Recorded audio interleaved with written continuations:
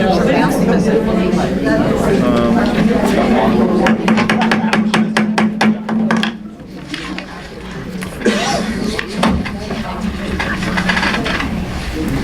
can all rise for flag salute. I pledge allegiance to the flag of the United States of America and to the republic for which it stands, one nation, under God, indivisible, with liberty and justice for all.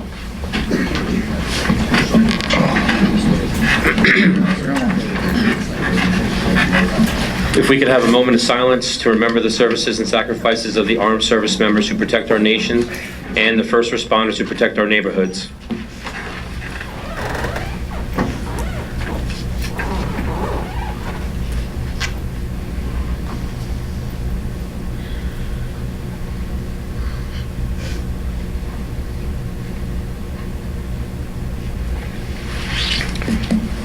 And I also want to mention to have one more moment of silence to add on to Mr. Fred Weber. He was somebody in the Birchwood area that was a longtime member of the Birchwood Fire Department, recognized in the community of having over 40 years of service.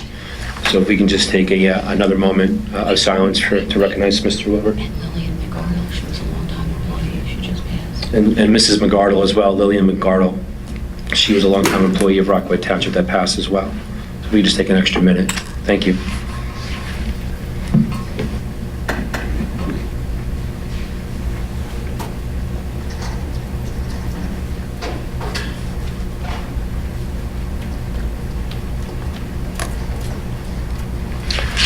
Clerk, please do the roll. Councilmember Quinn? Here. Councilmember Friedlander? Here. Councilmember Jednak? Here. Councilmember Palumbo? Here. Councilmember Smith? Here. Councilmember Sakya? Here. Councilmember Jackson? Here. Vice President Abrahamson? Here. President Kelly? Here.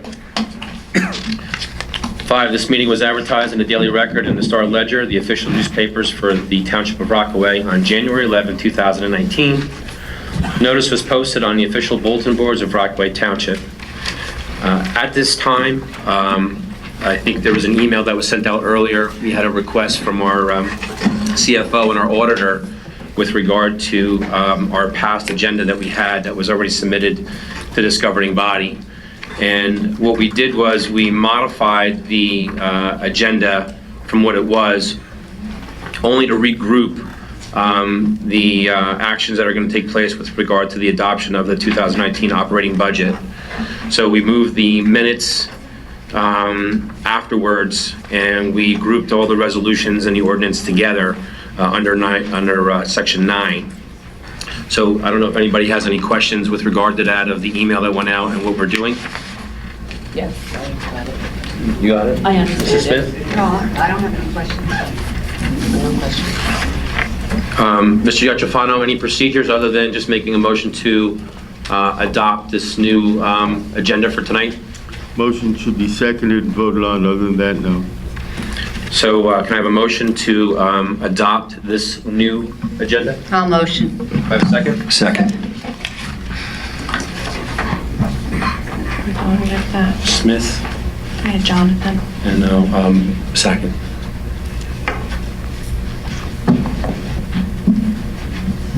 We do the roll? Councilmember Quinn? Yes. Councilmember Friedlander? Yes. Councilmember Jednak? Yeah. Councilmember Palumbo? Yes. Councilmember Smith? Yes. Councilmember Sakya? Yes. Councilmember Jackson? Yes. Vice President Abrahamson? Yes. President Kelly? Yes. I have 9 yeses, 0 no's, 0 abstention. Motion carries. At this time, we can just place the agenda on there, and those who had already had the agenda, they printed it offline. If you could just disregard that, and we'll give you a couple of minutes to go up there and get that off of the table so it's easy to follow. I apologize for the inconvenience of that.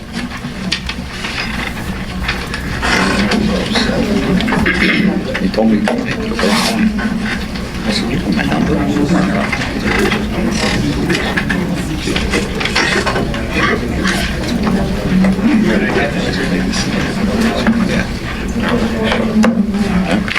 Officer Artie, do you need a new one? Oh, okay.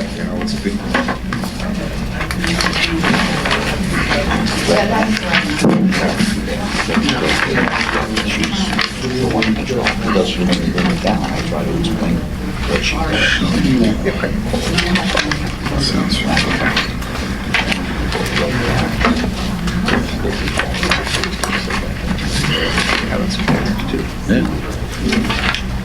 Does anybody from the administration need the updated agenda? I put them all on the Everybody's table. done? Okay, and number 6, we have designation of Sergeant at Arms. Township Code 2-5.15, decorum. While the council is in session, the members shall preserve order and decorum. The council president, at his or her discretion, shall direct the chief of police or such other person in the department as he may designate to be the sergeant of arms at the council meeting. The sergeant at arms shall employ reasonable means to maintain the proper order and decorum consistent with acceptable standards. I don't see our police chief, but I do see Officer Udina. How you doing? Are you going to be a sergeant at arms today? Yes, I am. Awesome. Thank you very much. Number 7, we have a proclamation, and we have a proclamation for National Gun Violence Awareness Day, and we have Miss Adele Black that's in the audience over here. We have Mayor Puzio. If you want to come on up, and I have Laura Thompson as well. can I? What's your name? Well, I'm sorry. One more time. Laura Kaufman. Laura Catman. Kaufman. Kaufman. You guys want to come around here? Speak, tell us a little bit about why you're here. Hi, I'm Adele Black. On behalf of Morris County Moms Demand Action for Gun Sense in America and Every Town for Gun Safety, thank you, Mayor Puzio and council members for organizing a proclamation marking June 7th as Gun Violence Awareness Day. We represent hundreds of individuals in Morris County who have come together to reduce gun violence. We applaud you for joining us as we honor the 35,000 individuals who died in the last year in our United States. As you are painfully aware, gun violence is a daily occurrence, with 100 individuals dying every day, and school shootings like the recent ones in Colorado and North Carolina happening at alarming frequency. Thank you for joining us in recognition of this American crisis. Gun Violence Awareness Day was started by the Friends of Hadia Pendleton to honor her life and legacy. Hadia, a 15-year-old honor student, was gunned down midday by a stray bullet in Chicago while in a park with friends after taking her exams that school morning. Just a week earlier, she had performed as a drum majorette in the 2013 presidential inaugural parade. As Hadia's own parents have said, by wearing orange, we reaffirm the right of every American to live a life free from gun violence. Since 2015, Moms Demand Action has continued to honor her legacy by organizing local, state, and national activities to mark Gun Violence Awareness Day by wearing orange. We have partners with hundreds of mayors, governments, nonprofits, businesses, and individuals to make Gun Violence Awareness Day into a national event. The Empire State Building, the Sears Tower, and the St. Louis Arch will turn orange on this occasion. We invite the mayor and council, as well as the public, to join us in Morristown to mark Gun Violence Awareness Day weekend. We will have a short gathering and rally in the Morristown Town Hall steps on Friday, June 7th at 10 a.m. to bring together individuals such as you who want to honor those who have died. We'll tie orange ribbons up and down South Street, and we'll be turning South Street orange. Thank you again for being strong partners in our fight against gun violence.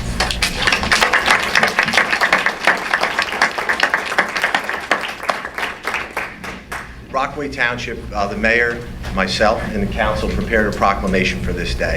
We know how important it is, and we know the efforts that you're putting forth to honor those who have been a victim of gun violence. And I'm going to read the proclamation to you. and wish you the success with your gathering.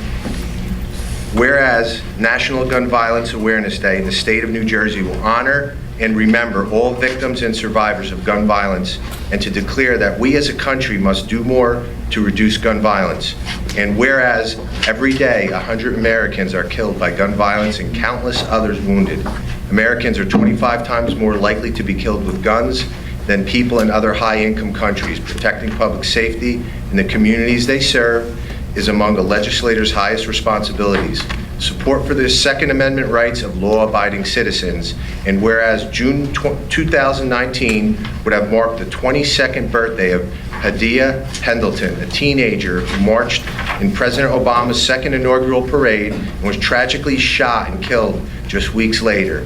And whereas to help honor Hadia and the 100 Americans whose lives are cut short and the countless others who are wounded by gun violence every day. Whereas by wearing orange and commemorating National Gun Violence Awareness Day on June 7th, Americans will raise awareness about gun violence and honor the lives and lost human potential of Americans stolen by gun violence.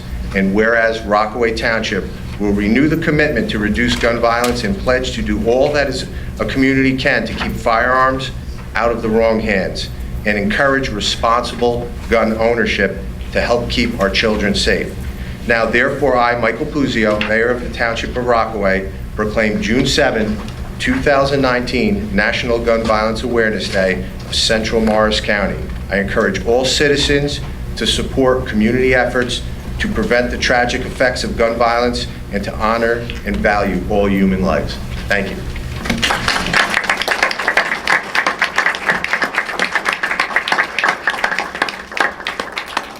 Take a picture.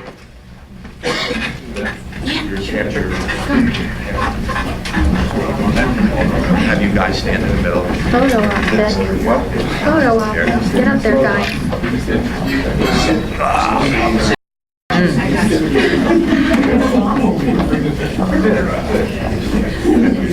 Oh no, Patty, you need to switch with.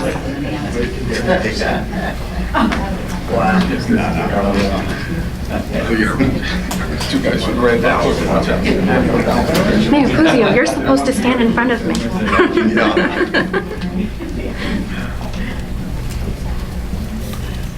One, two, three.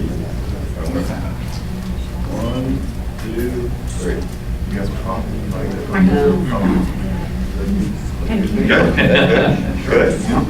Okay, good. We're good. All right. Thank you so much.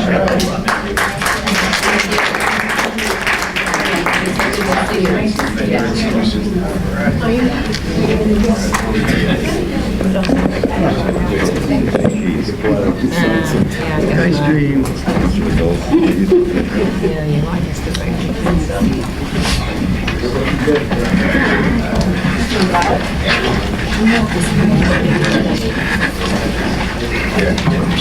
Pat, are you there? Yes, I am. Yes. At this time, on 8, we have open to the public. Bob, do you have that?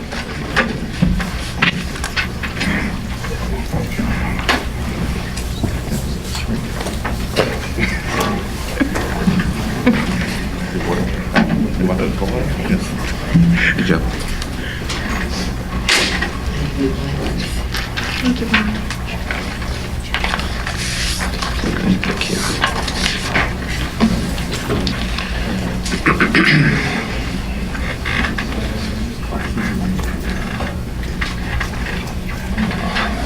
At this time, we have Mr. Weiss. Can you try to keep that over there? I'm sorry. No, it's okay. I'm just blinded with that. Thank you. My name is Neil Weiss. I live at 51 Upper Mountain Avenue in Rockaway, and I've been a resident basically since 1956. And I'm here today to talk about a problem that I have, and I'm finding out I don't have all the information, or I didn't, so I apologize to anyone who hears what I have to say and may disagree with me. I just have to say what I know for myself. It started off last year at the library festival that they have for the last couple of years. And at that time, I met very briefly with the current mayor, Mike Puzio, Mike Datchison, the mayor who was then mayor, and in fact, Emmanuel Friedlander. And I mentioned the fact that we should have a Rockaway Township Day, that I had been talking about it with several people. At that point, we let it go at that, and they said, we're going to be working on it. And I have a letter here, copies of that I can read, that says in April 22nd of 2018, I sent a letter to, at that time, Mike Datchison, the mayor, and said that I would be happy to participate in planning it. I have some experience with it. I said it takes a lot of effort and it takes a lot of time, and we should start, and it specifically states it in there, as soon as possible, immediately, because it takes at least a year to go through all this. I didn't hear anything back for quite some time, and in fact, as it turns out, I happen to also be on the library board, and I'm also the president of the Library Foundation. And at one of the meetings several months ago, which Manny was part of, he indicated to me, after I asked him what was going on, he said, he gave me the name Allison Kohler, who was in fact running it, and that I should contact her, which I did. And I have emails here, all the emails that I tried getting in touch with her. I said I wanted to participate, I would be willing to help, I have information, can we sit down and meet? And finally, I got a date where we were supposed to meet at Mara's, which I understand she owns, and she said, we'll talk about it. The night before, she canceled. Since then, I have heard absolutely zero, not one word from her. I have sent several emails to her saying, are you still interested? What's going on? What's happening? I'm interested in, for instance, the library is interested in setting up a table possibly, the foundation possibly, and I had a lot of other ideas. Now, at this point, other than tonight, I'm finding out that there was some kind of a committee, supposedly, which I knew nothing of, no one told me about it. And the situation is that this is supposed to be a Rockaway Township Day. And forgive me if I'm really upset, but it sounds like it's a food truck day. And we've got someone, whether she's being paid by Rockaway Township or not, who's running this, who doesn't even live in Rockaway Township at this point. And so again, I don't want to get caught in any kind of politics or anything else, because that's not my purpose here.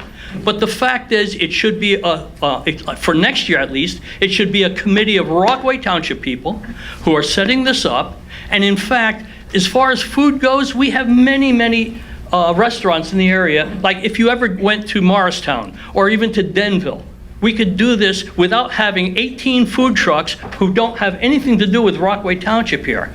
Now, I understand, well, we get a kickback or we get a certain amount of money. We could do a lot of things to raise money.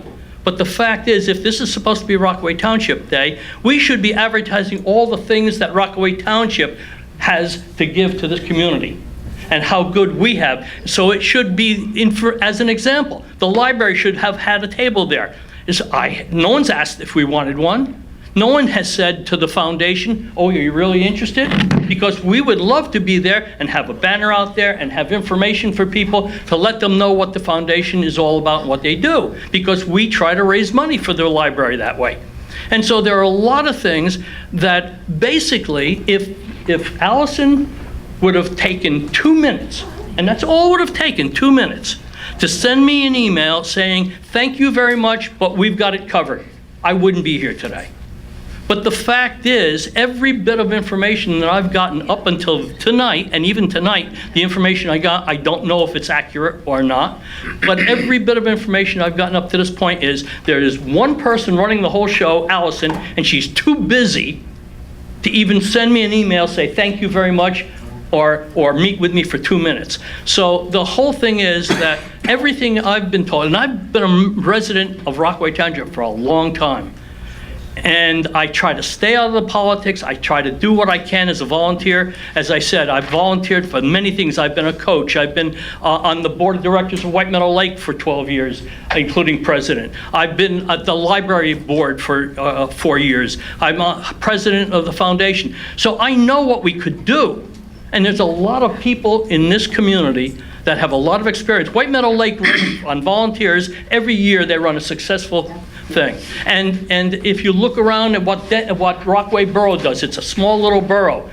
I guarantee you they don't send out for 25 food trucks to run their day. And there's a lot of things. Now, maybe it's going to be successful. I don't know. But I also had a meeting last night where one of the people on my board said, Rockaway Township Day, I haven't seen anything about that. I don't know. It's coming. When is it going to be? I said, it's the 5th. That's 3 weeks away. And have you seen any advertisements? I haven't. So, you know, again, if word goes out, maybe, and I hope for the sake of everybody involved, that it's successful.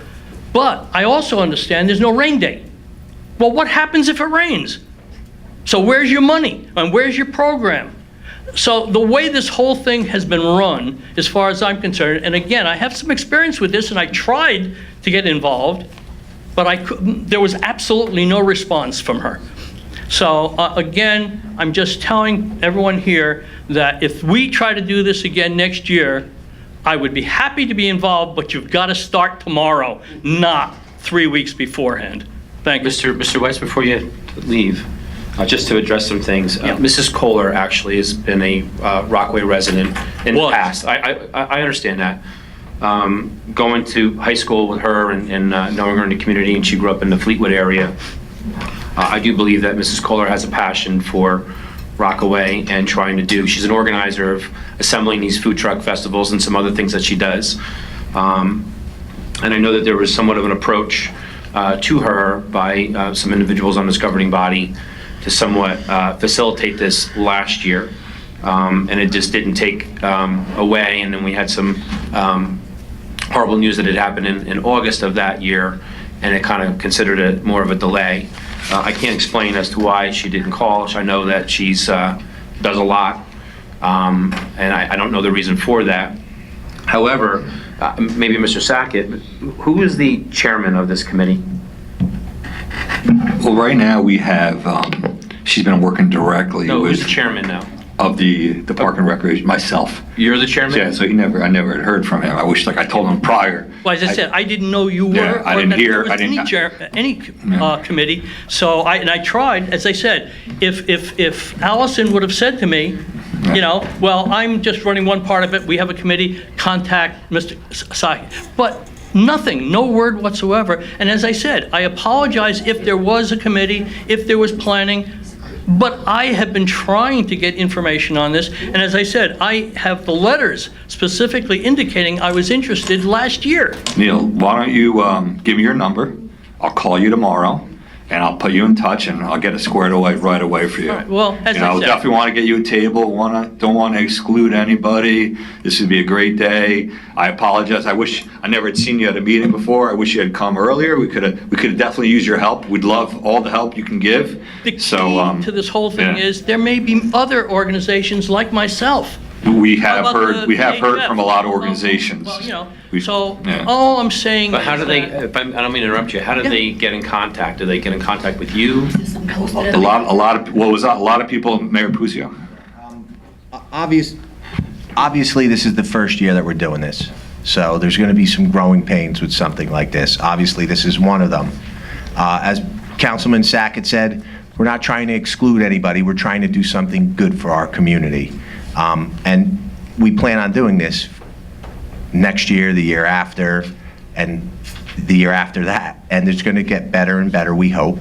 That some of the things that there's going to be the growing pains that I just spoke of, and we're going to get more and more involved, more people involved. Obviously, you'll be involved next year.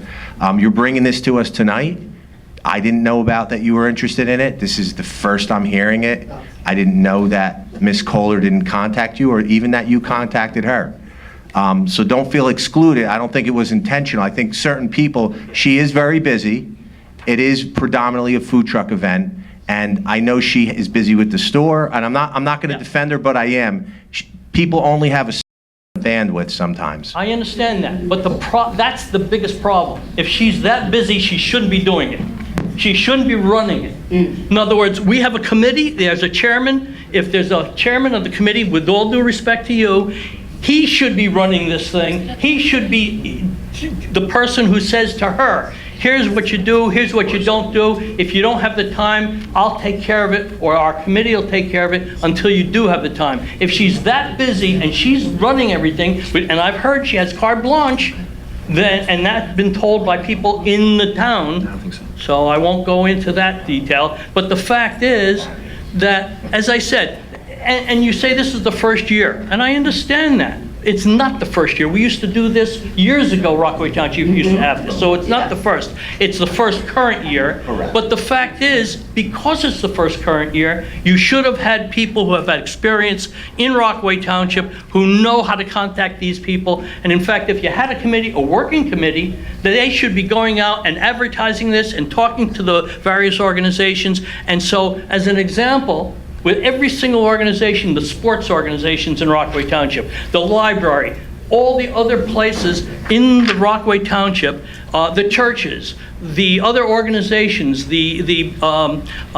VFWs and so forth, all those organizations should have been contacted. I don't know if they were, they may have, and if they have, I apologize, but they should have been contacted, because the fact is, Rockaway Township has a lot to offer. And unless we have those organizations out there showing people what's there, just like with the libraries we're doing, we have one heck of a job trying to get people to understand what we do and what we have to offer, because the library is no longer a place just to be quiet and books.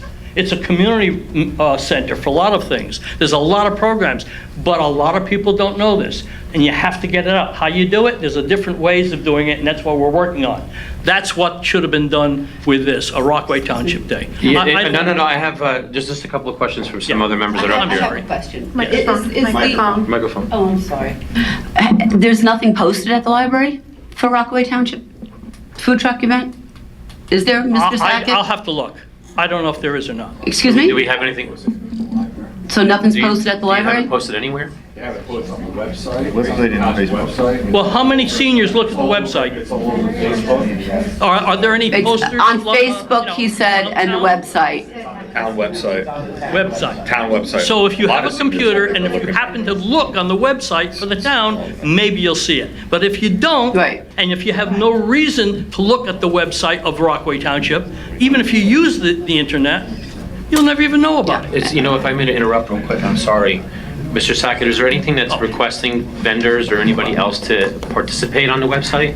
Well, obviously, a lot of the deadlines have passed already for a lot of that stuff, but like I said, we can definitely work out stuff. There were supposed to be a couple of big banners put up as well. I wasn't sure if the mayor had any update on that. That was one of the things we were concerned about, and we had asked to put up a few banners, I think 3 throughout town. Could we get a as current well. list of the vendors that you have, and that we have the Historical Society and there Yeah, could be they some on other. there? Challenger programs coming, there's a a whole bunch of bunch, sports but we- programs. Historical As a council, we Society? have no idea what's going on. Is the Historical Society I taking don't have the place? list. I don't have the list right now. Is there a list, though? I can get the list, yeah. I don't Get want the to take list. any more time Mrs. of the Smith council has or the people here. Mrs. But I Smith had just- one something real quick. As I said, if I would have gotten a simple email, either saying, thank you very much, but I really can't use your expertise at this time or whatever, I wouldn't be here. I really wouldn't be here tonight and wasting your time. You're not wasting our That's all I was time. asking for, was the simple courtesy of a response over 2 months. That's all. Mrs. Smith has a question. You said you sent a letter in April of 2018? Well, that was to Mayor Datchison, yes. Oh, okay. So, Sorry. so again, with all due respect to everyone here, that was to him, and if he didn't share that with anyone, no one else would even know that. No. But I had talked to Manny several times Manny about told it, and as I said, You told him to even contact like... Al. I'm glad that you came tonight, because Well- now we have an extra volunteer. So I'm Manny, gonna you say told that. him to call Allison Kohler? And in fact, Mayor, you were standing there that time. you address that? I even mentioned your name. You don't remember it, but it was there. So in any case, thank you all. I had to get it off my chest because I feel, as I said, a long time resident here, we could do a heck of a lot better even the first time. Thank you. Thank you. And Mr. Weiss? We appreciate your help, definitely, 100%. Well, I'll be... Thank you. And I just want to say thank you, too, for all that you do as far as volunteering with the library and the foundation and whatnot. And I love working with the library as well. Mr. Freelander's a part of that, so I appreciate all that you do. Thank you. And if we can just get his email information, send him a list. He gave it to Jonathan. You got that? We can give him a list and give him something updated and whatnot. And I'm sure there's a good reason why Mrs. Kohler, I'm sure that there is something. So hopefully we'll get some answers for you before that. And just so that for the record, it's the 8th of June, not the 5th. Okay. Next is Achilles Dombrowski.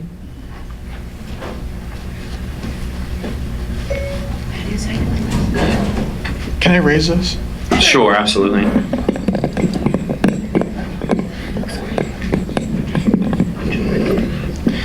Achilles Dabrowski, 3 Carley's Way. I had 4 brief questions to ask before the council. The first would be, what is being done to address the warehouse behind the Hibernia Diner?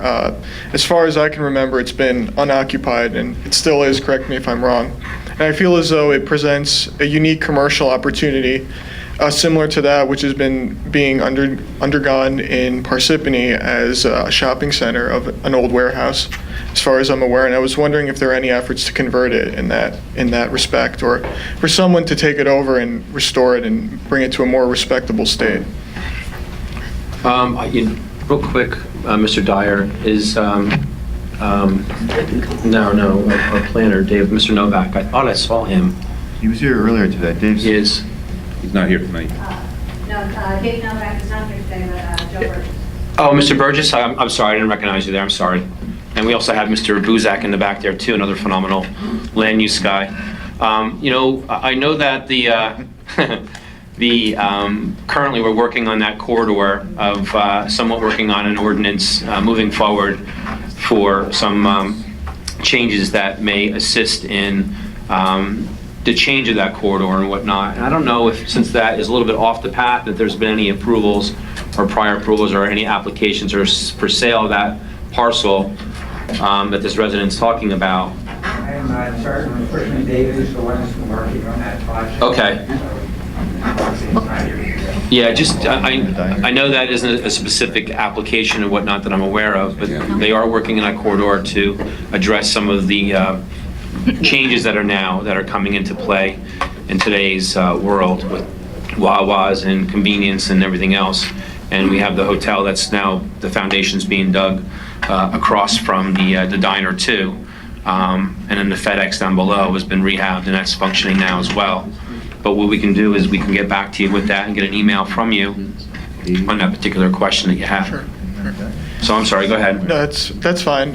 Next would be whether or not there would be any efforts undergone near future to restore or repair the sign by the parking lot right at the head of the trail leading to the Hawk Watch. It's been in disrepair for several years now.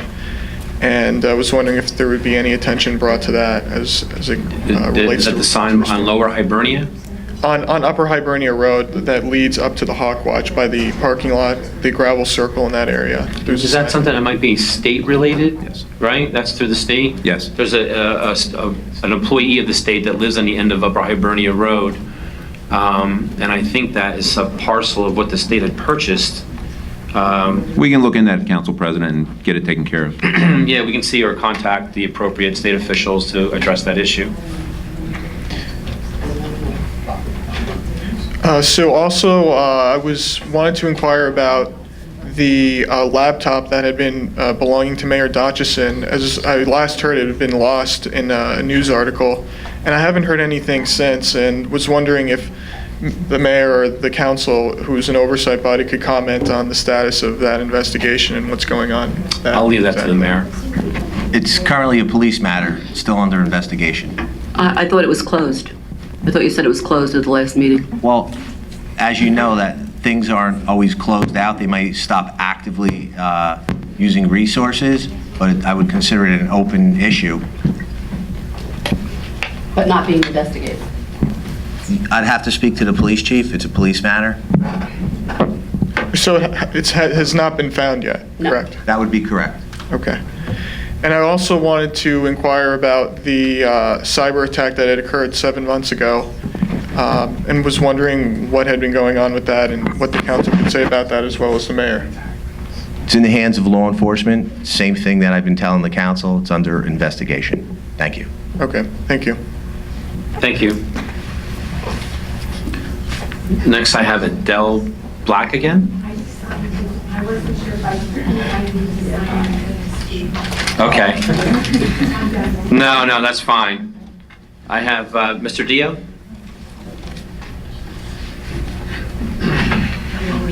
I have to lower this. That's it. Yeah. That's that. Oh. Thank you. Patrick D., 11 Valley Road. Just a couple of things. One gentleman who spoke before, I read in the papers that the investigation for Mayor Datchinson's computer and cell phone investigation pretty much has been stopped because of resources.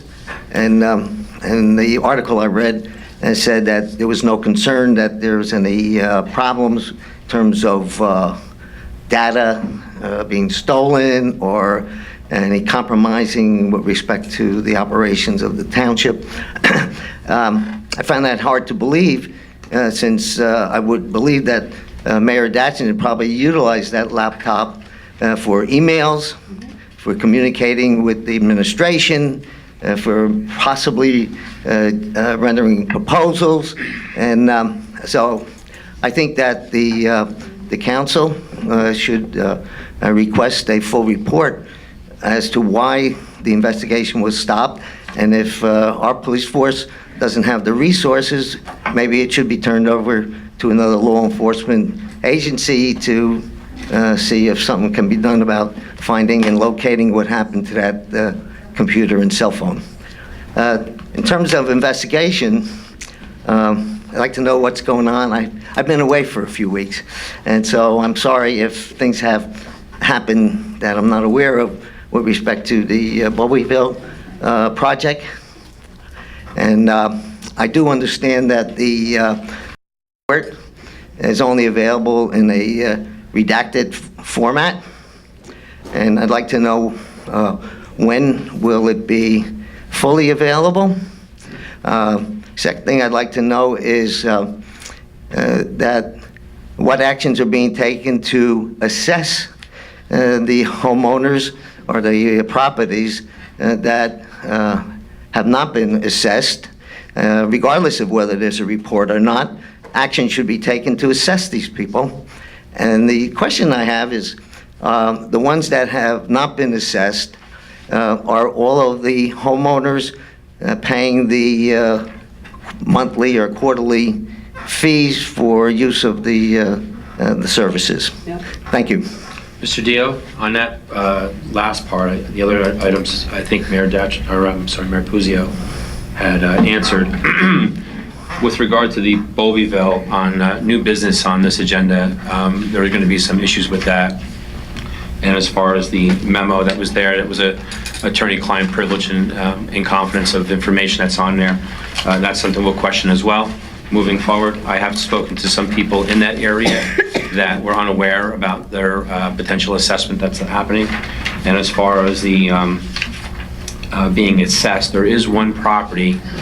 However, there are county officials as well as our own health officials that are working with that one individual in that area. I'm not going to name the address or the person, of course, but there's some services that are being gathered to help that resident there.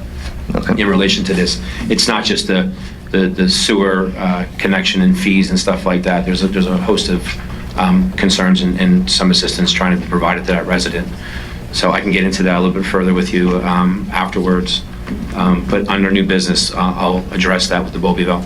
Okay. Moving forward. Thank you. Okay? Thank you. Ms. Degman?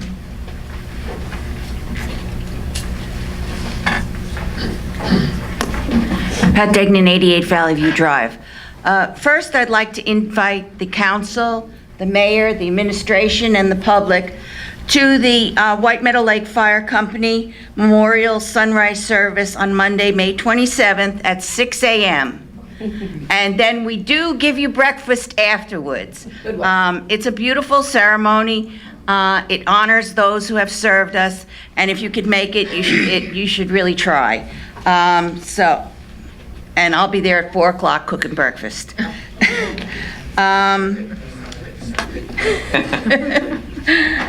Then there's a couple of other things. I noticed that there's going to be a closed session on Morris Commons, and I thought Morris Commons has been part of our litigation since, I think, 2011, or maybe even before that. And I thought that that was completely covered and everything was going, because I know they've cut down all the trees back there, and they're getting ready to build back there. So I'm hoping that this is just a continuation of something that was already in litigation, but not a new litigation.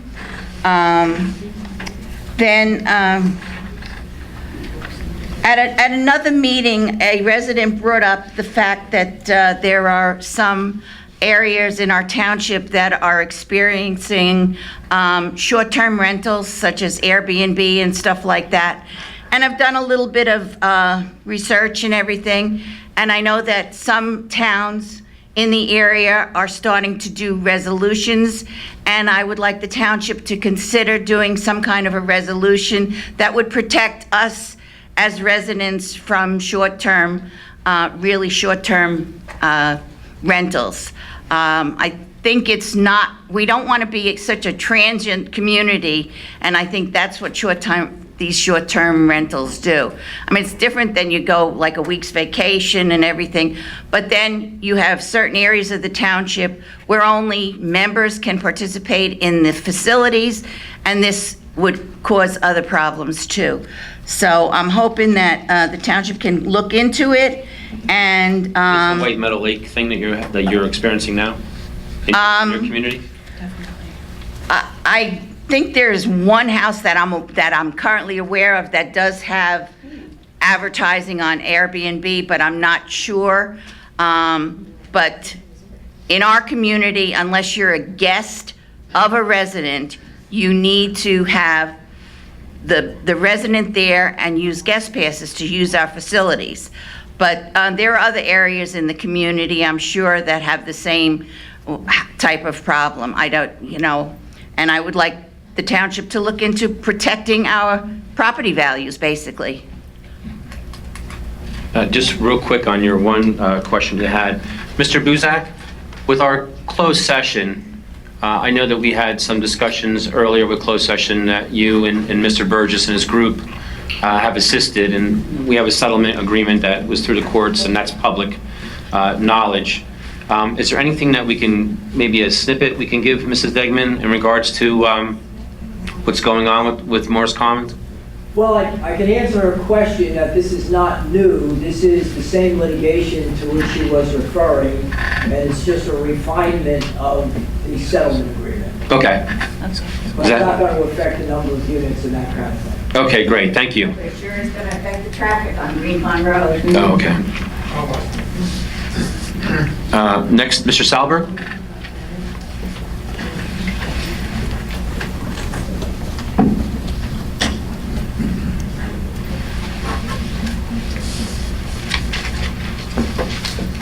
Adam Salberg, 10 Bergen Hill. I just had a question about a resolution that's being introduced tonight, R1988. I'm happy to wait for an answer until it's introduced. I just want to know, was this fee being assessed to all residents of Rockaway or just those that are actually connected to the sewer system? Well, under our Chapter 15 that we have, it would only be related to people that are connected to sewer, obviously. Perfect. Because being on septic, you would have nothing to pay for that. Yeah, I was unable to access the chapter, so that's why I was curious. Yeah, it's 15.1, 15.6, 15.7 is notice to connect, mandatory connections underneath that for sewer. What this is now is the fee that they have going on. I don't know if you look through it on the second page, but Mrs. Palmieri had done somewhat of an analysis. There's an analysis that went out there and comparing almost apples to apples of size of municipalities that we have, going from Randolph, Mount Olive, which is Flanders, Bud Lake, Mr. Sheard's area, Morris, Roxbury, and Parsippany. We are the lowest in Morris County of those areas that are there. We're at $289 a year, where some of these other towns are like $150 per quarter, but Randolph is $752. So we have a very reasonable rate. We have a great service that's provided with that from those fees, and Mr. Sheard and Mr. Garabin, I can't forget, that do a phenomenal job too. But again, it's only related to those that are on sewer. Okay, thank you. You're welcome. Mrs. Kay?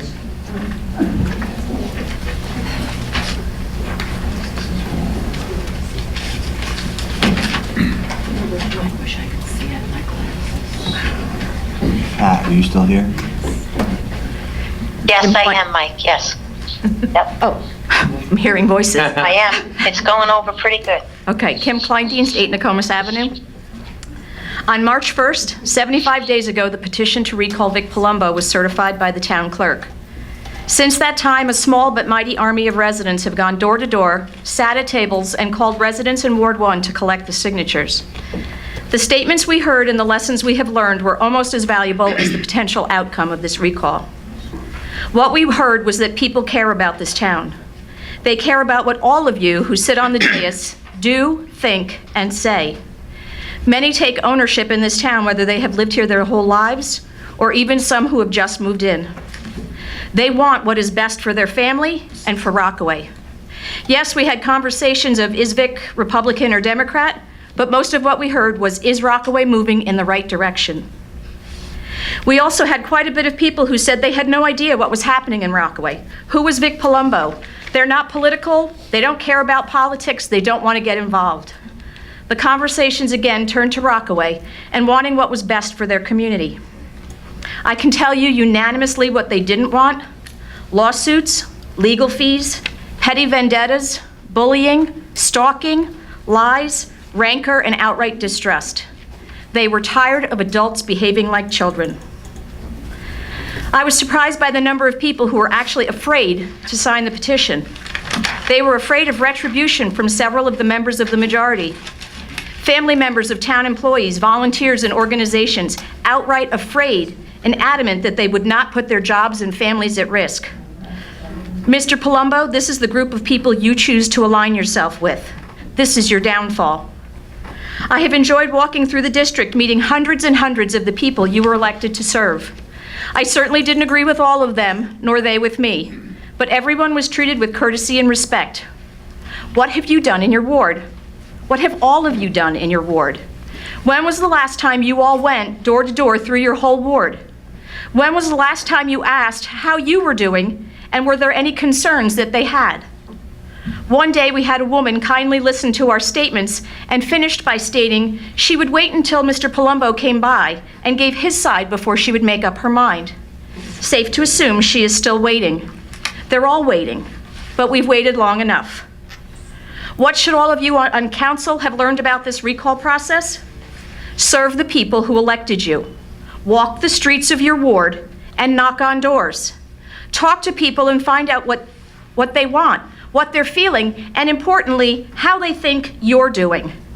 Listen to what they say and help them, and tell the truth. Be honest, respectful, and do what they elected you to do. Serve the people of Rockaway and put Rockaway first. And if you don't, know that it only takes a few dedicated people to bring about the change and possibly the end of your term on council. There are many voices in Rockaway debating both sides of all the issues. Sometimes these voices are loud, rude, and often misstating facts. But again, what I learned was polite, meaningful conversations are easy to have with people on both sides when there is respect and a shared sense of value in each other and in Rockaway. These are the voices we want representing Rockaway. So 75 days later, where does this leave us? The volunteers have collected almost 800 signatures, far more than the 581 votes Mr. Palumbo was elected with, and more than the 724 we are required to get. And we technically still have almost 3 months more to go if we choose. We have done our job. Have you? I am asking you, Mr. Palumbo, to consider resigning your position and save the town the money and the negative publicity of a recall election. I know how the people of Ward 1 feel, and I'm confident in the outcome of an election. Can you say the same? Mrs. Kleindes, if I may. I actually grew up in that ward over there. I know where your mom lives. Walk past her house. Don't bring my mother into this. Thank you, though. That's not funny. No, I'm serious. I I'm just understand. saying I know where you... I understand. Thank you. I'm not trying to be funny. I'm just saying I know where a lot of people live now. I know, you mentioned my mother, though. But I've had some people reach out to me in the ward area, especially knocking on doors myself, and I do a lot of community discussions with where I reside as well. And a lot of them never received any information as to where Mr. Palumbo's stance was.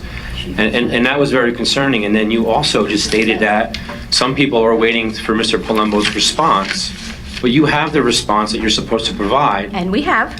Well, many of those people that I've spoken to said they haven't been provided with that information. And then there were some members that were going around that were very concerning to those people coming to their door. So, it's concerning to me because I addressed it to one of your members about that, that not sharing the information from Mr. Palumbo, which is unfair to do that, to give that side, because he's not walking with you, obviously, and he does have a community base that's over there, and he has a passion for Rockaway and all his devotion that he has done in the past from '91 when he moved in to where he's at right now, even to pushing to have security in all of our schools rather than just one school. So I think it'd be very fair and honest to maybe perhaps many of those people don't know Mr. Palumbo's side, what you have in your hand to provide to those people. So I do recognize that you came here, and I know that you have your time. I don't want to take it up anymore. I don't know if Mr. Palumbo has anything to say, but making comments because an individual was away with his son because of a medical issue. Excuse me, I listened to you.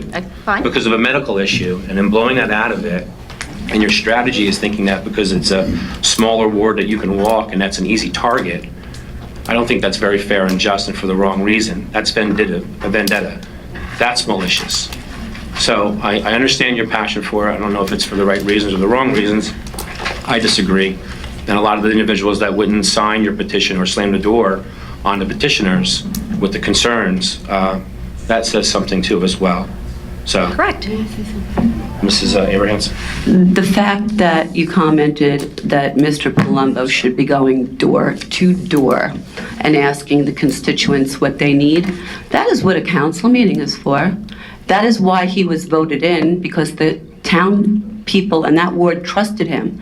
Mr. Palumbo began his career with a recall, pretty much, because he voted a different way than what you think he should be voting. Okay, there are many people that said to me, how dare they try and take my vote away? Let elections speak for that.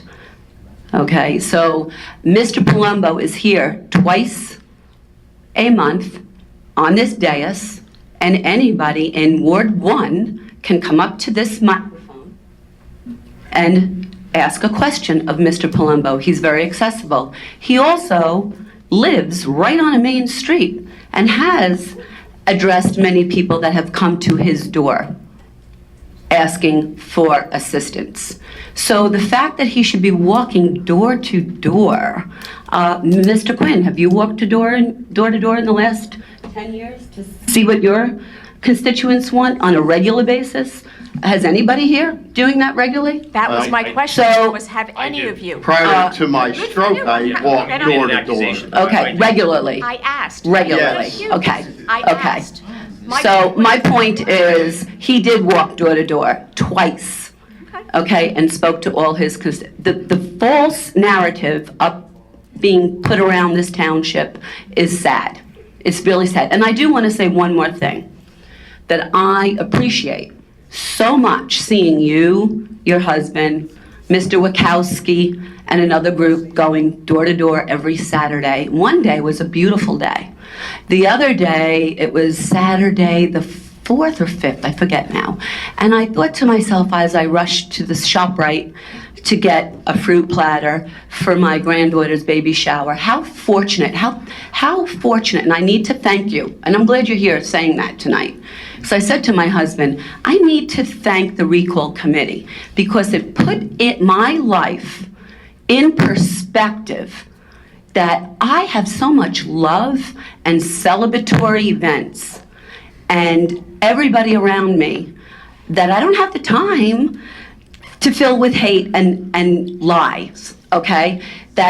You really gave me such a, honestly, spiritual feeling of how blessed I am, okay, to have a full life, that everybody's spending weekends going door to door spreading negativity.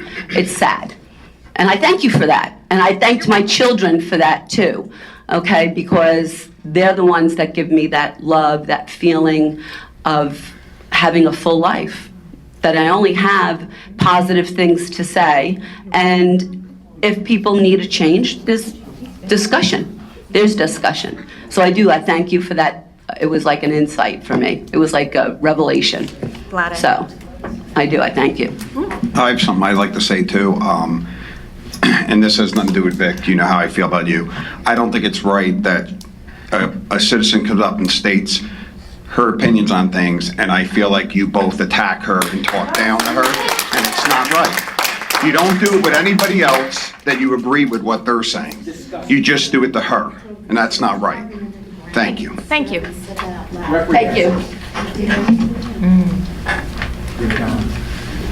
Sorry, you disapprove of that, Mr. Jackson? You're not too sorry. No, I understand. I mean, I get what you're doing. I appreciate it. It's not. No, I understand. Keep mumbling. Yeah.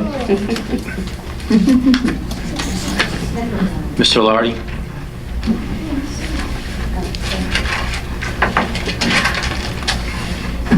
Michael Lardy, 19 North Brookside Drive.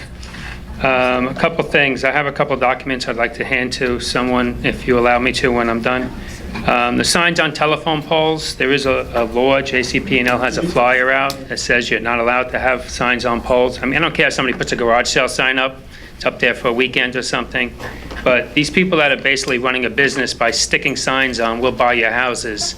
I mean, there's people in my community I know are going around trying to take them down. They put them up so high, you gotta get a rake or something to pull them down. But they're all over the place, and it looks horrible.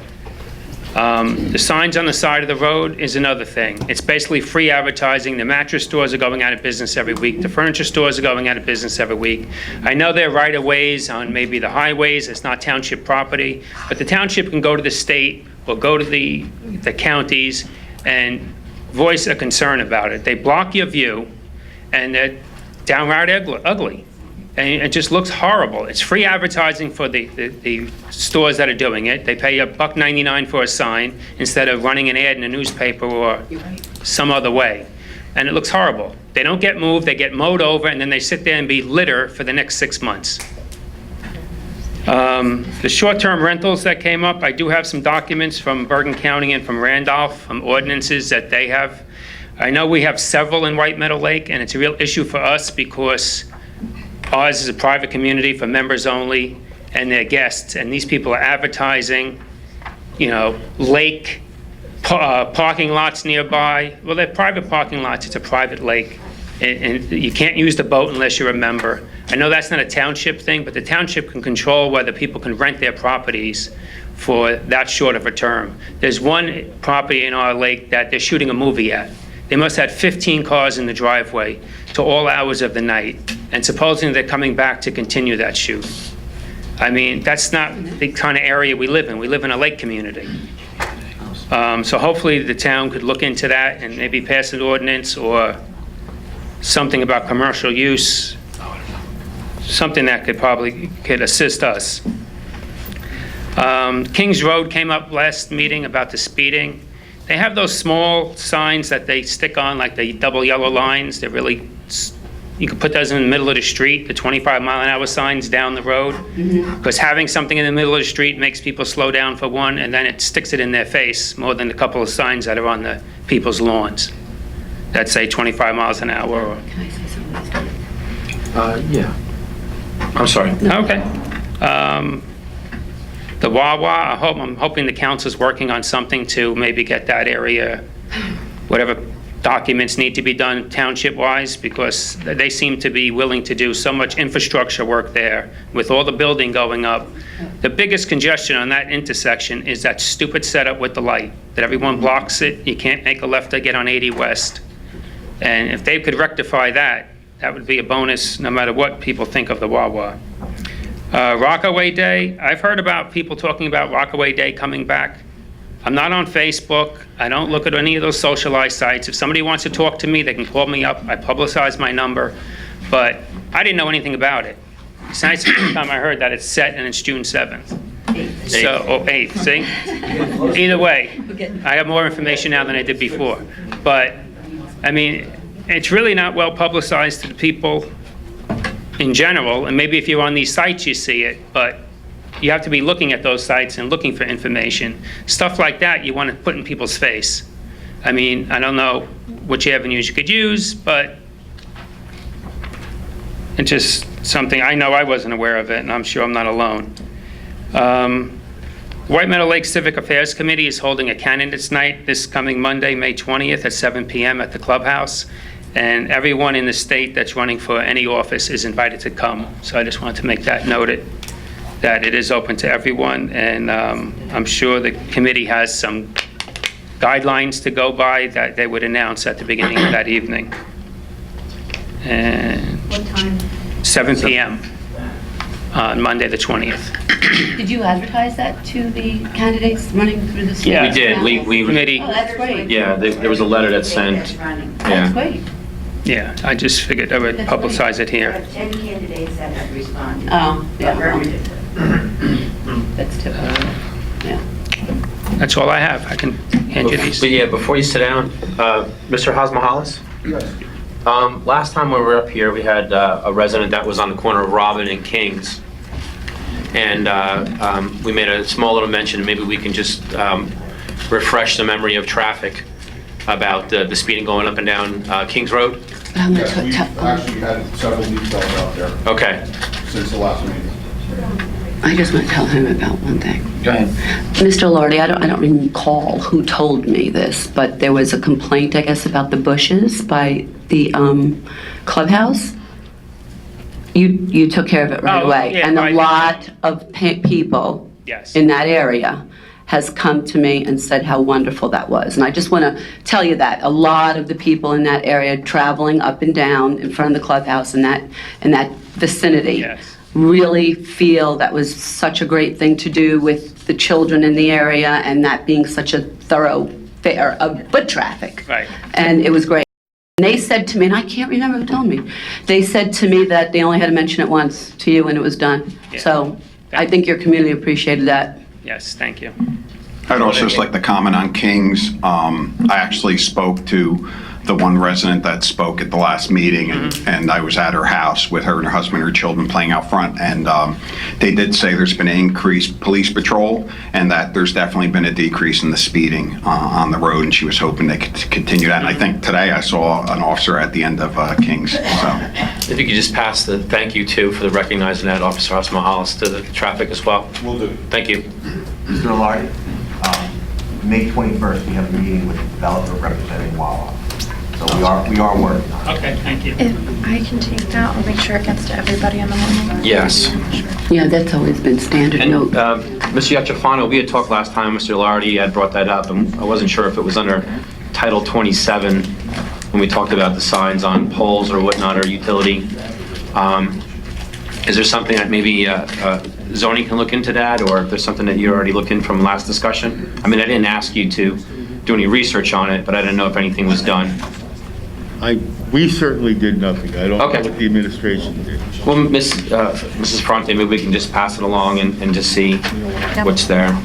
I know, like, I see some of the garbage collection guys up, I don't want to name the name and give them some free press, but they have them up pretty high where you have to be almost on a 10-foot ladder to reach it.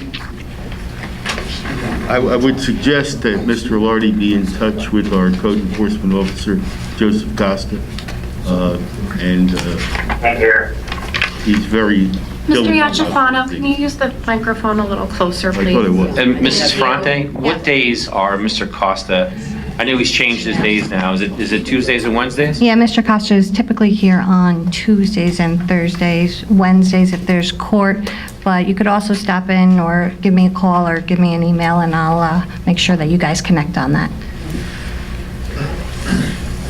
Okay. We actually have our auditor here to do the adoption of the budget, and we did have a sign-in list that's there. Mr. Sheard, I know you want to speak, we can get you for reports. I don't know if there's anybody else in the public itself that wishes to address the council. With that, then the public portion will be closed. And then,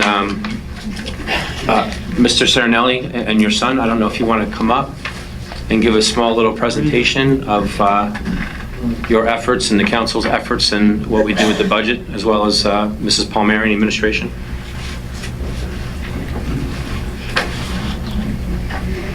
So tonight would be the conclusion of the budget process. The budget has been reviewed by the state of New Jersey and approved for adoption. So the process tonight would be to hold the public hearing, adopt the budget as introduced, and that would conclude your process. I know there were some pretty significant cuts from the budget. I know someone's going to ask me this before I stop, so I'm going to just make the statement up front. You made some pretty significant cuts on the appropriation side of the budget, and what impact does that have on fund balance in the succeeding year? Last year there was a pretty significant cut as well, over 800,000.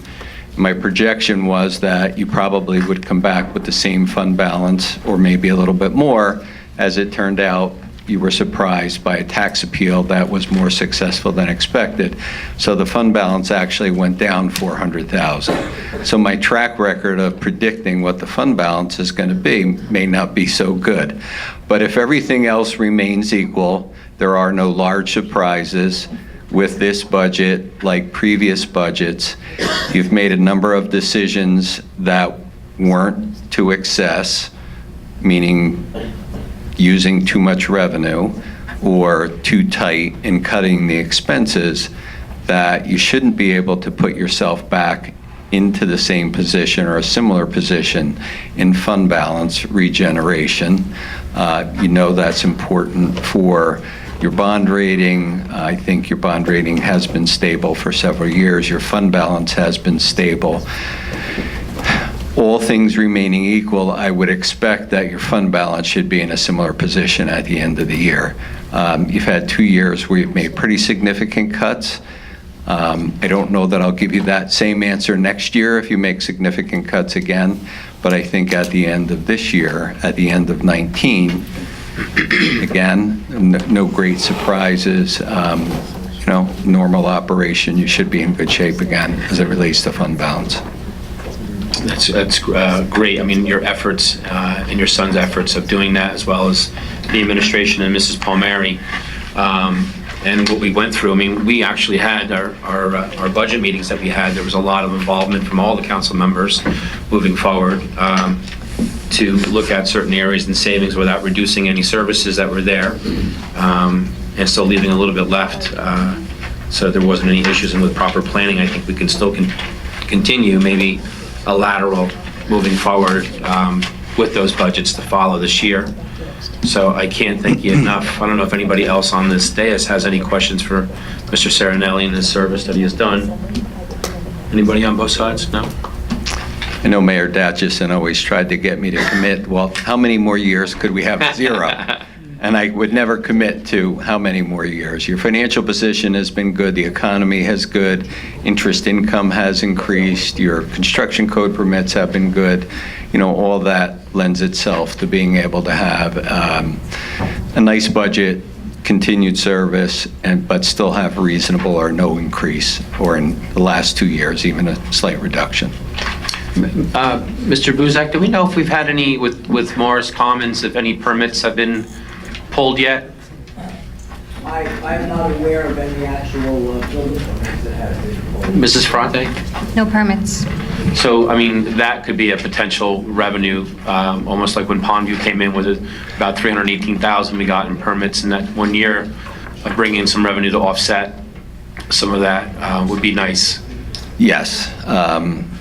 As sure as a positive thing is going to happen. It was a negative. Let's hope there's not going to be a negative thing and you'll be in a better position.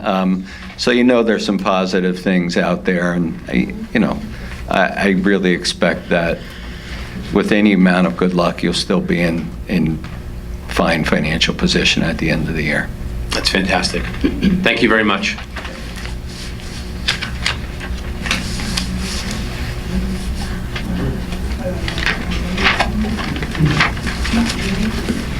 With that being said, we're going to go into the adoption of the 2019 operating budget.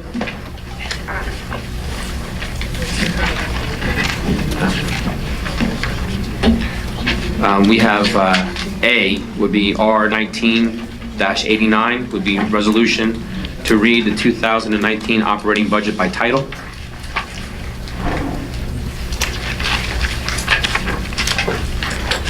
Do I have a motion? I have a motion. I motion. Do I have a second? I'll second. Mrs. Smith?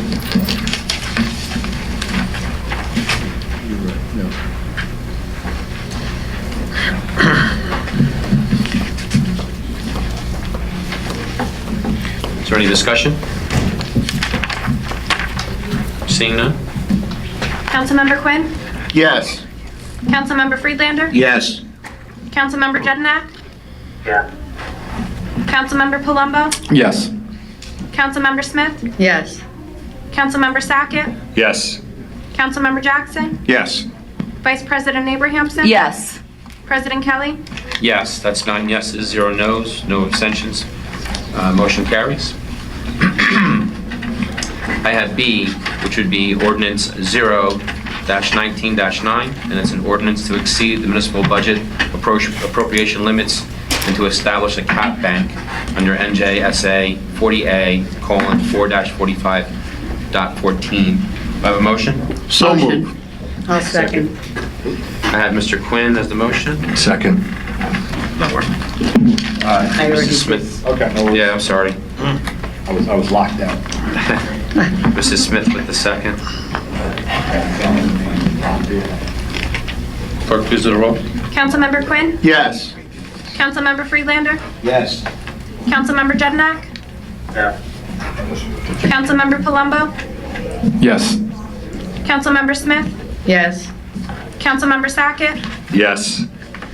Councilmember Jackson? Yes. Vice President Abrahamson? Yes. President Kelly? Yes. I have 8 yeses, 1 no, no abstentions. Motion carries. I have C, which is R19-91, and that's a resolution to adopt the municipal budget of the Township of Rockaway for the fiscal year 2019. Make a motion. I'll second. Second. Yeah. Sorry, I Manny gotta got read it. some stuff into the record here. Be it resolved by the governing body of the Township of Rockaway, County of Morris, and the budget herein before set forth is hereby adopted and shall constitute an appropriation for the purposes stated of the sums therein set forth as appropriations and authorization of the amount of $28,882,507 for municipal purposes and $306,518 for open space, recreation, farmland, and historic preservation trust fund levy, and $1,387,705 for the minimum library tax. Do I have a motion? Motion. Do I have a second? Second. Mr. Freelander in the second.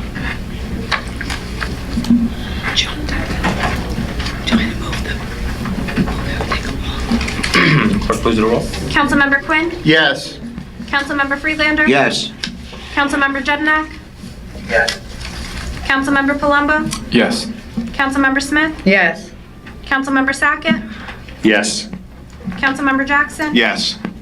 Vice President Abrahamson? Yes. President Kelly? Yes.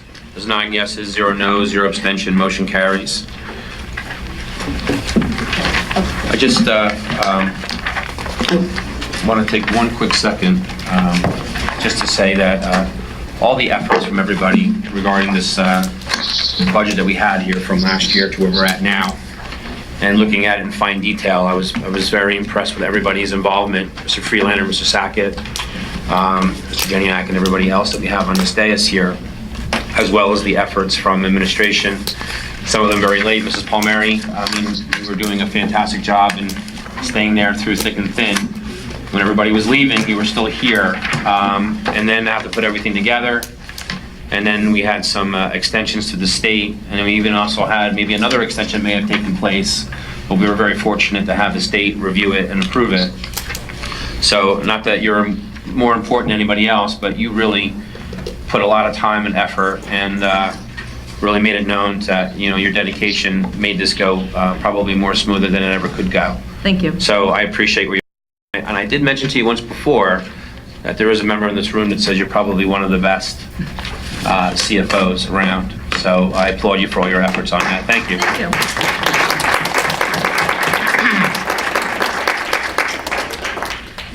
I'm sorry, Mr. Jeniak? How many days did the council spend going through this budget? 5. Well, you mean actual budget hearings or on our own? How many hearings, how many budget meetings were there? We had 4. We had, yeah, roughly 4. And about how many hours did the council spend together going over? Too many. Yeah, I mean, I 4 to couldn't 5 really- hours per Yeah, meeting? I mean, they were very, I mean, from 7 sometimes until 1 o'clock, 4 or 5 hours. And then numerous amount of work that each individual was doing on their own, making their notes, talking with Mrs. Palmieri. There's a lot of effort there. Council President, I'd also like to recognize the efforts and the contributions by the Financial Review Board in this budget process. Thank you to them. Yes, you know what, that is a good call. Excellent, yeah. We had multiple members that were on the Financial Review Board that are they do not get paid. They donate their time and resources trying to get information to show maybe potentially areas that we could have some reductions, or maybe where there should be some increases too in some of the departments. And it's been a while since they've been together, a couple of years, if not even more. And you know, it was a learning curve for those new members and moving forward. So hopefully, you know, throughout the year with continuing planning and involvement of them, we can have a sound and fiscal prudent budget for next year as well. So they should be recognized as well. Yeah, thank you. Can I just add one thing, Mr. Kelly? Sure. Kelly, we need to have a public hearing on the budget, so just open it up to the public if there's anyone who wishes to discuss anything or has any questions. Yeah, you know what, when we switched everything around, it was one thing of that. But on this time, I'm going to open this portion to the public if anybody wants to discuss anything with regard to the budget. Come on up.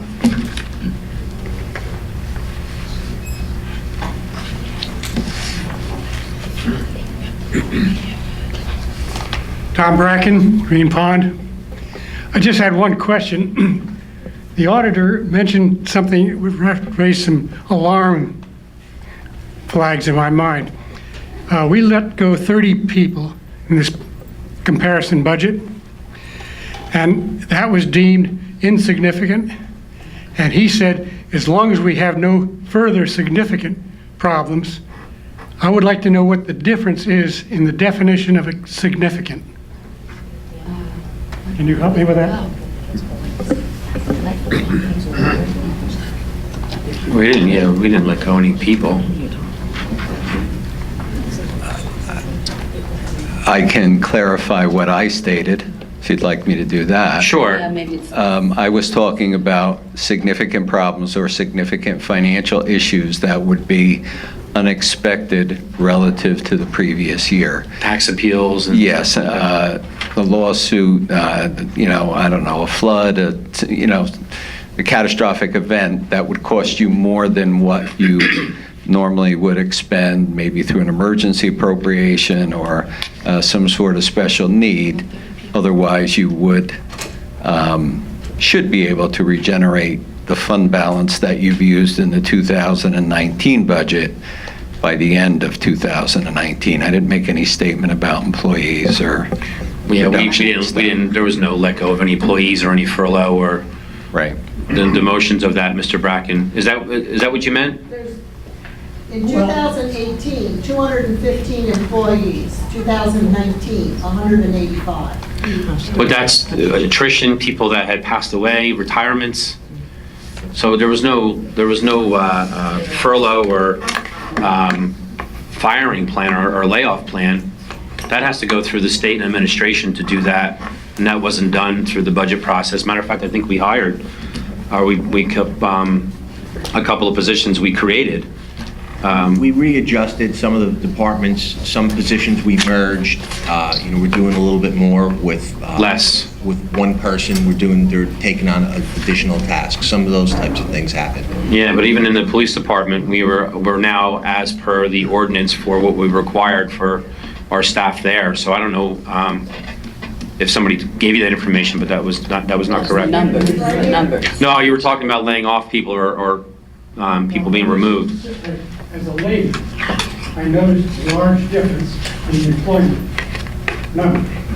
And the auditor spoke just now of force majeure, or perhaps an act of God, floods, hurricanes, and that sort of thing. But they both affect, correct me if I'm wrong, they both affect the fund balances because the payrolls change and people let go. Well, there was nobody let go, though. I mean, They're no longer here. yeah, but I mean, yeah, I mean, that's, like I said, there was nobody, and that's administration.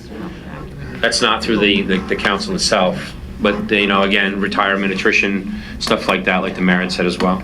But thank you for your comments, Mr. Bracken. With that being said, the public portion is closed. Right, we're good, Mrs. We're good. Palmieri? Thank you. Councilman Kelly? Yes. Council President Kelly.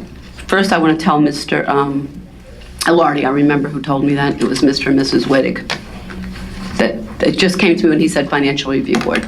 So I remember who. We have a very good staff. Yeah, that's awesome. I also would like to make a motion, if I can at this moment while we're on this subject. I would like to make a motion to increase the not-to-exceed amounts for the professional service vendors listed in amended R1910 from the January 22nd meeting, such that only those professional services whose not to exceed were amended to 25% of the pre-amended amounts, now to be increased to 75% of the pre-amended amounts. I would like to propose that budget. Increase not moving to forward. exceed 75%? Yeah. I'll second. I'm making a motion to increase that. Should be 100. That's right. Not yet.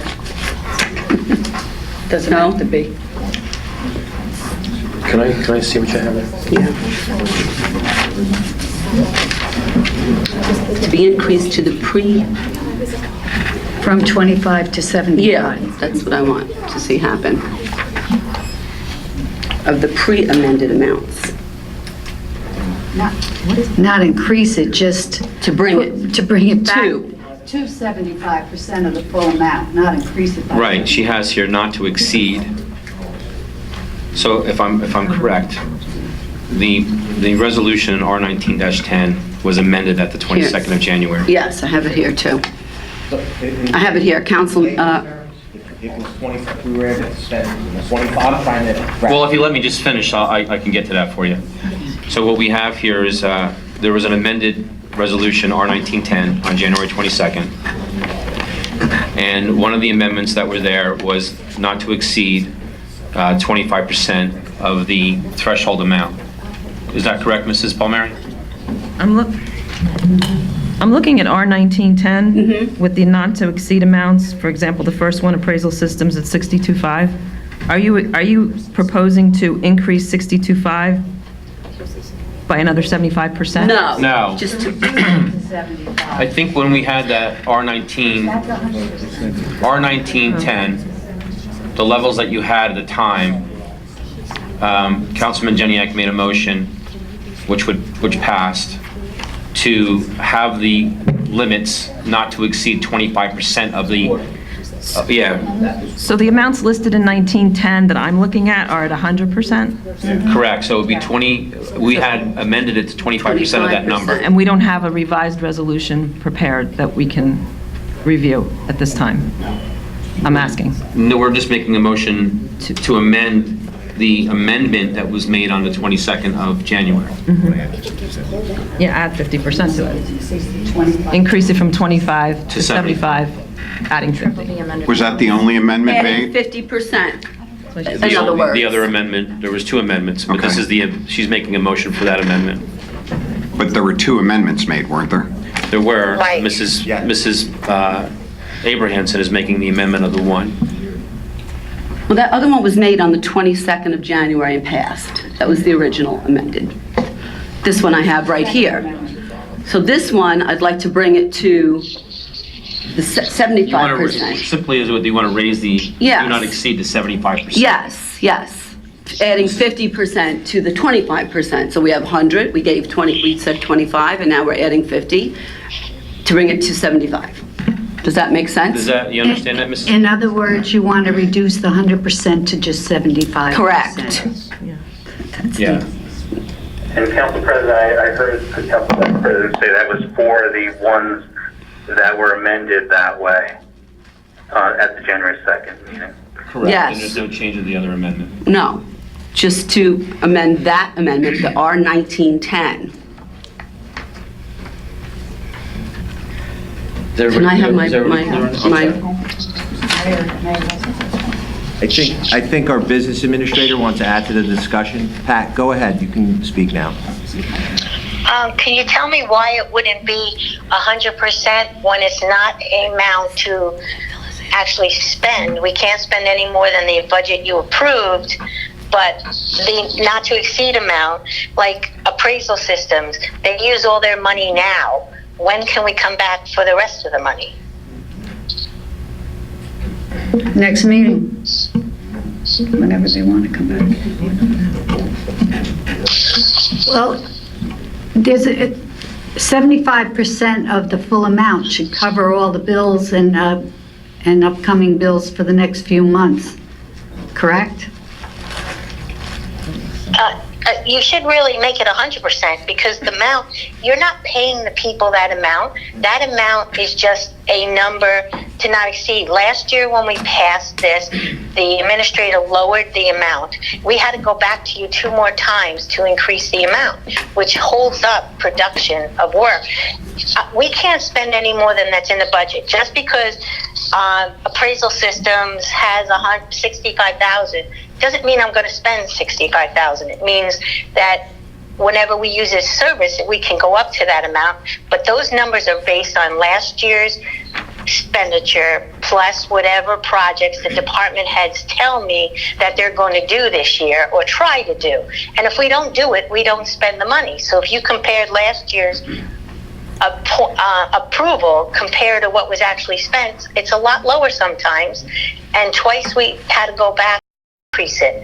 I don't understand what the reluctance is when I can't spend any more money that's in the budget. I think Mrs. Seeger, the one question that was there was that some of the amounts that you had from R1821 to where you compared to R1910, there was a large amount of difference in some of those thresholds. And even myself reaching out to some of those professionals, they were unaware of those increases and were never asked for those increases, and they never asked themselves for those increases. So since we told you on the 22nd of January that we would then increase it from the 25% going forward as soon as the budget passed, and that's where we're at right now, and then we'll go through the total amounts that are in the budget to see what they meet as far as the total thresholds of the resolution that was originally submitted on the 22nd of January. So, I mean, there was some false information that was provided in regards to the state of the township. There is no shutdown. They're still doing work. I've talked to some of them that did just recently submitted bills and are going to continue doing work. And it's shown every day from those professionals that are still involved. So moving forward, I think Mrs. Abrahamson has a motion on the floor to be seconded that we're going to increase do not exceed to 75% from 25%, which was amending the motion that was made on January 22nd. Is that what you're saying? Council President, I don't think we're amending the motion. I think we're simply making a motion to make the increase. Right. The motion was already made, amended on the 22nd, okay? We already had that done. I'm making a motion to Microphone, increase. I'm making a motion to just increase. I'd like to increase the not to exceed. I don't need to amend this, we already passed this. Yeah. So I'm making a new motion that we should increase the not to exceed amounts for the professional services. Of the individuals that we... Of the vendors listed in the amended R1910 is what I'd like to see. Can I have a copy of the resolution that you have in front of you? I have. Me, I just hand wrote it. Oh, it's a handwritten Yeah. motion? Okay. I just wrote it on my So you're paper introducing today. it just tonight? This is- Today, I'd like to make that motion to increase that money. Take it. Council President, I don't have a copy of R19-10 in front of me with all the vendors and all the amounts. I'm not sure how I can vote on a resolution with a lot of money at stake without having that information. There's any way we can get a copy of that real quick? You know, in all fairness, I mean, Yeah, I don't know. you've been receiving that for several times. Yeah, I know. I just don't have it with me right now. Yeah. I don't have it with me right now. If they want. If you want to take a recess on one. Yeah, I don't have it with me right now. Sure. You know. I just thought you reviewed it from the past. That's okay. Yeah, it will be. So if you want to make, So you want to make the amended resolution, or?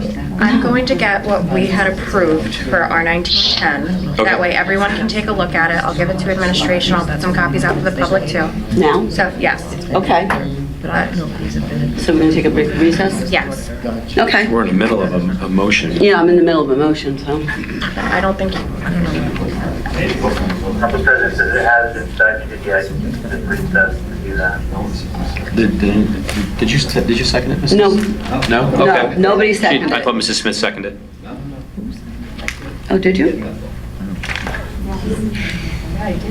What do you Okay. reckon? I did second it.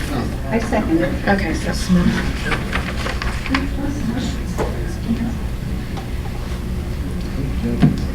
Oh, God. You want to make a motion to withdraw the motion so we can get this paperwork for Mr. Sackett? Council President, if there's no second, there's no withdraw. Mrs. Smith seconded the seconded. motion. So, Mr. Sackett, you want to make a motion to withdraw this motion? Council President, I think that the Vice President could withdraw it, or you could simply recess. No request. Well, we already have a second on it. I'm just trying to do it. So why can't we just, Nothing stops you from recessing in the middle of the motion. yeah, why can't we just recess to get the documents provided, to provide the documents to the governing body and to the public to take a look at the professional services in question and the fact that I motioned it to be increased to 75%, adding 50%, to not exceed 75%. Yeah, you're good. So- Yeah, just let's get some Yeah, information. so, okay, so can we just take a recess till we get that That's what you're paperwork? Okay, we need some more. Yeah, that's good, yeah.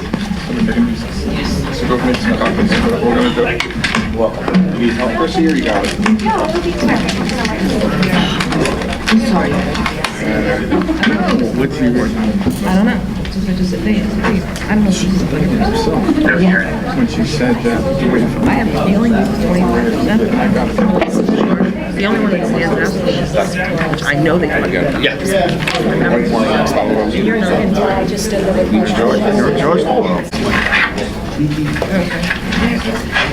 It's right in front of you, Patty. Right there.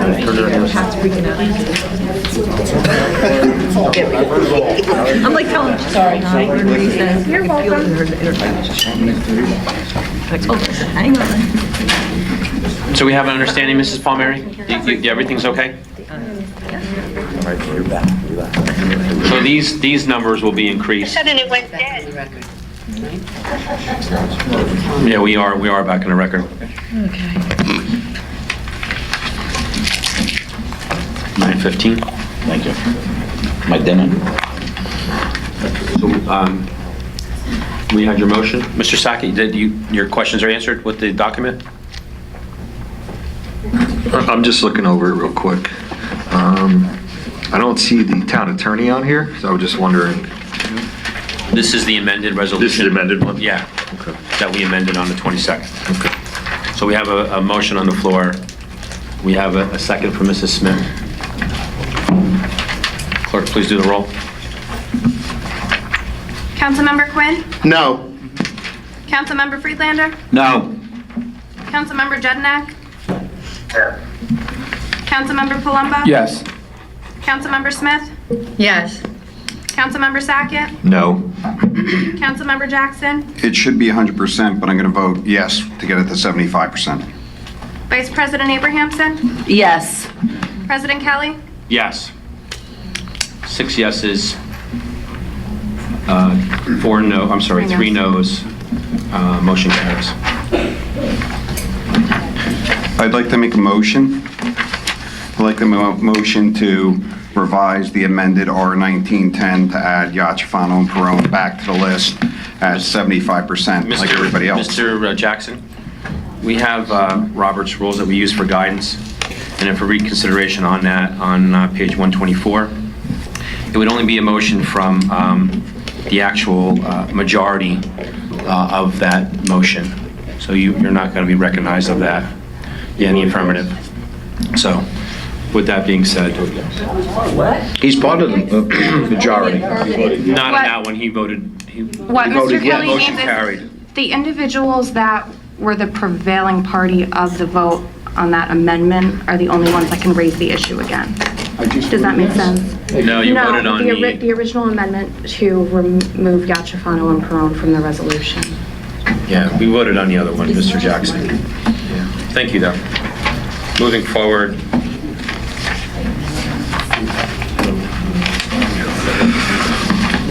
We have approval of minutes. And in the past, just as a reminder that we have minutes for A, B, C, and D. And you can vote yes for all, no for all, or you can do each individual one that you wish. Abstention, no, yes, however you feel. So I have approval of minutes on A, March 11, 2019, special budget meeting. Do I have a motion? Motion. Do I have a second? Second. This is Smith.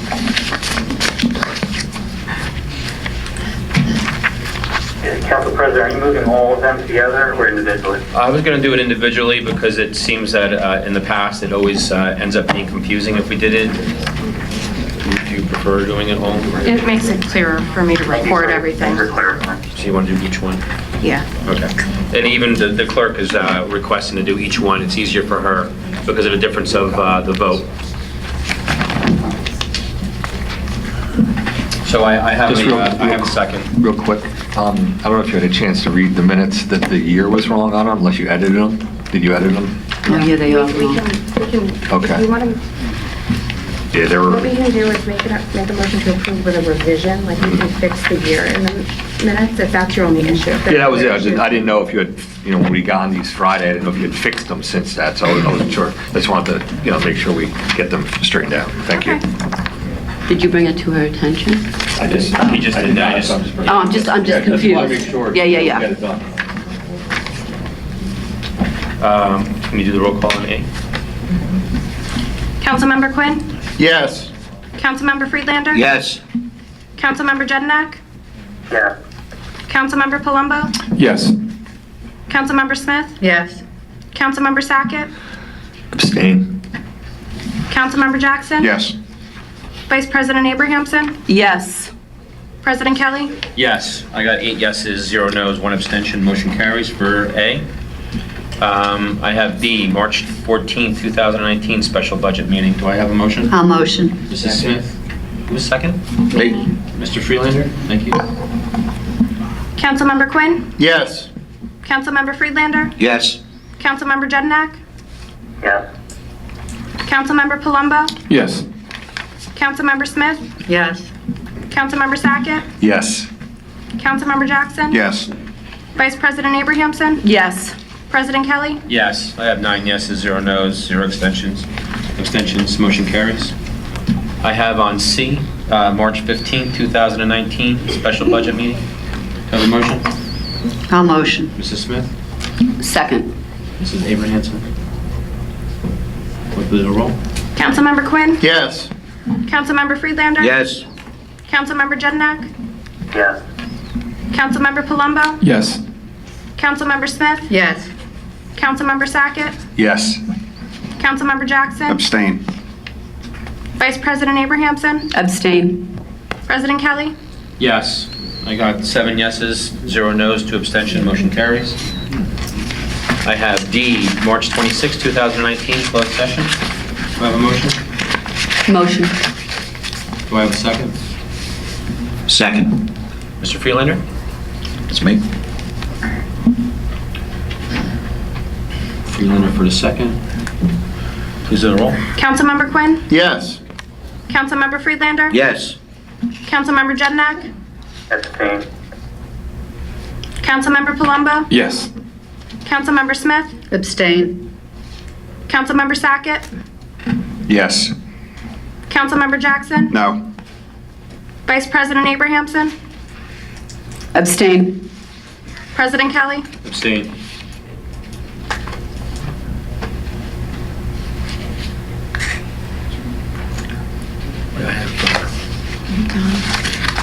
We have 4 yeses, 1 no, 4 abstentions. That would carry, correct? Yeah. Motion carries.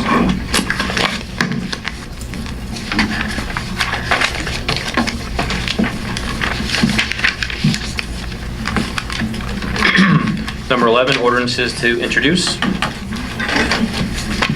We have A, it says 019-07, amending Chapter 2, Rules and Procedure, meetings of the council, subsection 2-5.2, regular meetings of the revised general ordinances of the Township of Rockaway.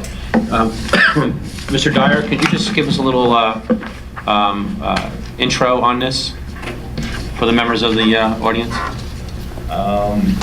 Don't have an intro. Regards to What's it about? the ordinance right here, I can read it to you. Listen, I'll interject on what it's about, 1907. 1907 deals with the January 1st meeting, the issue that we had this past January, and the lateness of council meetings. It's an ordinance that deals with giving us some flexibility, because there were some issues at the January 1st that we had to have it on New Year's Day, and there was some go back and forth, so we want to put it in our ordinances to give us some flexibility that if that reorganization meeting falls on January 1st, that we can reschedule it. And the second part of it deals with the 11 o'clock, the lateness of the meetings going till 12:30, 1, 2 o'clock in the morning. People walking out of here exhausted. Our administrative team walking out of here exhausted.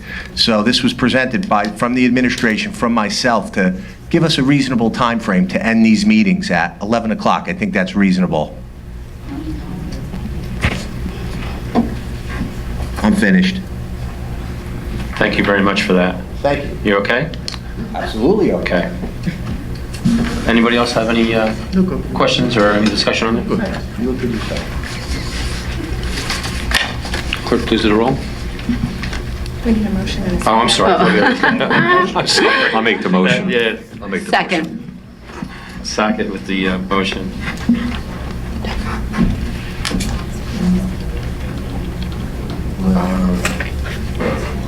Lil, I don't want you walking out of here. I'm sorry? I said to Miss Sweet, I don't want her going out of here tired. Usually you left before her. Because I'm reasonable. Councilmember Quinn? Yes. Councilmember Friedlander? Yes. Councilmember Jednak? No.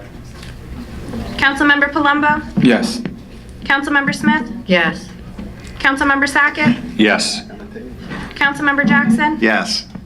Vice President Abrahamson? Yes. President Kelly? Yes. We have 8 yeses, 1 no, 0 abstentions, motion carries.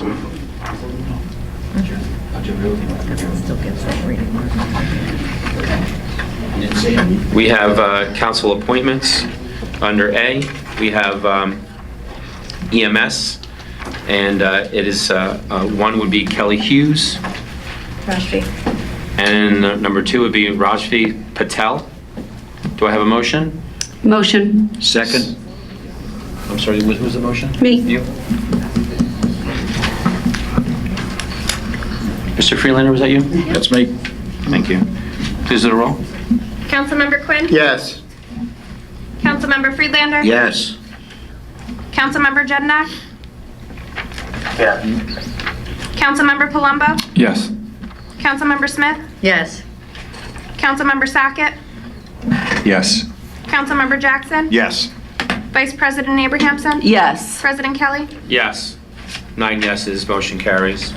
We also have firefighter under B, and that would be Shelley Mall. Do I have a motion? So moved. Mr. Quinn. I'll second. Mrs. I'll Smith. second. That's something else. Make the roll. Councilmember Quinn? Yes. Councilmember Friedlander? Yes. Councilmember Jednak? Yes. Councilmember Palumbo? Yes. Councilmember Smith? Yes. Councilmember Sackett? Yes. Councilmember Jackson? Yes. Vice President Abrahamson? Yes. President Kelly? Yes. I have 9 yeses, motion carries. Congratulations to both EMS and firefighters that have been appointed. Thank Number you. 13, we have consent agenda. We have A would be R1987. We would have B R1988. We have C R1990. And then we have D would be R1993, which is the license transfer for Miller's Area House, who was in the audience, I believe. There he is. Hi, how are you? Good, thank I just wanted to recognize you, that's all. Appreciate that. Do I have a motion? So moved. I'll second. Mr. Second. Quinn and Mrs. Smith. Can you please do the roll? Councilmember Quinn? Yes. Councilmember Friedlander? Yes. Councilmember Jednak? Yes. Councilmember Palumbo? Yes. Councilmember Smith? Yes. Councilmember Sackett? Yes. Councilmember Jackson? Yes. Vice President Abrahamson? Yes. President Kelly? Yes. I have 9 yeses, 0 no's, 0 abstention, motion carries. I have ordinances to adopt on 14.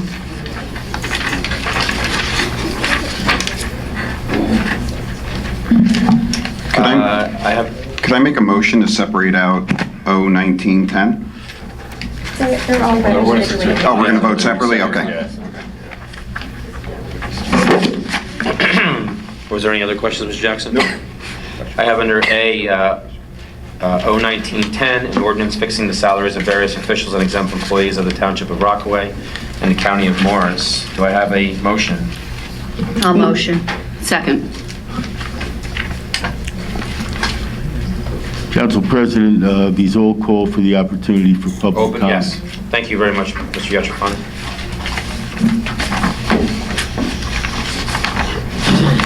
At this time, this is open to the public. If anybody from the public wishes to speak, please come up to the microphone. No names. Seeing none, this is closed to the public. Any discussion? Council President, Mr. Janiak? I'll just note that this ordinance contains salaries that exceed this year's budget. Thank you. But it has nothing to do with that. Anybody else have any discussion? No, it's Clerk, please do the roll. Councilmember Quinn? Yes. Councilmember Friedlander? Yes. Councilmember Jednak? No. Councilmember Palumbo? Yes. Councilmember Smith? Yes. Councilmember Sackett? Yes. Councilmember Jackson? Abstain. Vice President Abrahamson? Yes. President Kelly? Yes. I have 7 yeses, 1 no, 1 abstention. Motion carries. I have B would be ordinance O-19-11. And that is an ordinance of the Township of Rockaway and the County of Morris, New Jersey, providing for various capital improvements for the Township of Rockaway and appropriating $2,220,546. Therefore, and providing for the insurance of $1,442,771 in general improvement bonds or notes of the Township of Rockaway to finance the same. At this time, open to the public. Anybody from the public? No? Mr. Dio? My only comment, as I mentioned at another meeting, is that this ordinance, as well as the next ordinance, are going to bring our debt service back up to about $20 million. And I think that the time has come where we should be looking at the items that are on that capital budget and seeing what could be done through operating funds and not through constantly increasing our debt service. I think that we should start looking around to other municipalities in our neighboring municipalities, and our debt service is higher than many of them. We have also some neighboring municipalities in Morris County that are debt-free. Yeah, Wharton and Mine Hill. Mine Hill just came debt-free. Sorry? Wharton and Mine Hill come to mind? Yeah. So I think that in the future, as I mentioned, efforts should be made to not utilize bonds to cover some expenses like buying a vehicle or making a $20,000 repair and things like that that are in this capital improvement budget. That should be covered by operating expenses put in as part of the funds that come into the township rather than saddling the township with more and more debt. Thank you. You're welcome. Thank you. Do I have a motion on this ordinance? Can we have discussion? discussion? 1 second. I have to close. Is there anybody else from the public? At this time, it's closed to the public. Discussion. Yeah. In this ordinance, there is nothing here for Peterson Field. Right. And I'm wondering what the council majority is going to do to help the improvements of Peterson Field in that area. What about Parks Lake? Well, I'm not interested in Parks Lake right now. I'm interested in Peterson Field. Well, Mr. Quinn, I think we have a responsibility for not just one area, but several areas within Rockaway. If our kids take advantage of Parks Lake by swimming in the pool and we get beach passes and everything else, yes. They do. But if they don't, then no. Well, Rockaway Township, if I may, getting into that with recreation over there, and Mayor Gruder and their recreation director over there, Mr. O'Connor, as well as their council president, Mr. Mulligan, they've already indicated that we are allowed to use those beaches. There's no additional fee. Okay. Unlike with Mount Hope Pond, it's more money to go over Mount Hope Pond versus it's the same rate for residents in the borough as it is for the Rockaway Township to use that beach. I think the question was of the concerns of the lake, our side of the lake, the gazebo itself, ADA compliancy, and some improvements over there. That was kind of the general discussion. I don't think it was a matter of who uses what or what uses who. Everybody has the opportunity to use that. Well, I'm still looking at Peterson Field. And Peterson Field, there is the money to go on for the ballot on a referendum for that. So that's. And who's putting that on a referendum and a ballot? I believe our administration is handling that. We had talked to Mrs. Palmieri at the one budget meeting where we had a affirmative vote. Which I wasn't there, yes. I'm sorry that you weren't here at the time for that. But I think you voted for the minutes for that budget meeting. There wasn't a vote. Oh. No. There wasn't an official vote. It was discussed and... So we're moving forward to find the dates and put it on there for that. So that is going on for the vote for the amount for a section of Peterson Field. We still are waiting on a master plan, though, for Peterson Field, to see if we can have maybe things done in phases. I know there's been different individuals that have donated plans. Mrs. Fronte? Yes. Do you actually, I mean, has Keller Kirkpatrick or any other firm that we've hired architect that have created a master plan for Peterson Field? I know of the original EI Associates that was created some years ago, but recently I'm not aware of any master plan. And has there been a apart from- submission from some members of the public that have? Apart from what was presented at the budget hearing. Yeah, so the only thing that was kind of presented at the budget meeting was only a small little blip of the basketball court, which is going on referendum for the monies to be approved for that project. I believe the basketball court was discussed as well as the tennis court and Yeah. potential multi-purpose field. Yeah, we were talking about maybe getting donated for scoreboards and stuff like that. But the biggest thing is, though, there's still no master plan of what's going to be done overall for Peterson Field, so we can get a better grasp of what we're going to put our monies towards currently right now. Is that correct? I guess we have to get together and discuss what the scope or the definition of master plan, because I believe the rec was hoping that what they presented was a plan of action. But we haven't received that, though, from this master plan that you actually have a master plan of action? You had the blueprints. They were presented to you at one of the budget meetings. We actually went and got the blueprints. You're talking about the basketball court or the master plan of? We had the blueprints with the basketball court, with the tennis courts, with the potential multi-purpose fields. That was all presented. We discussed that. That was only like a small little, like... PowerPoint presentation. And we had a PowerPoint. Mr. Puzio, there was no plan for the master of that. It was only for the basketball court. Listen, let's Yeah. drop the master plan.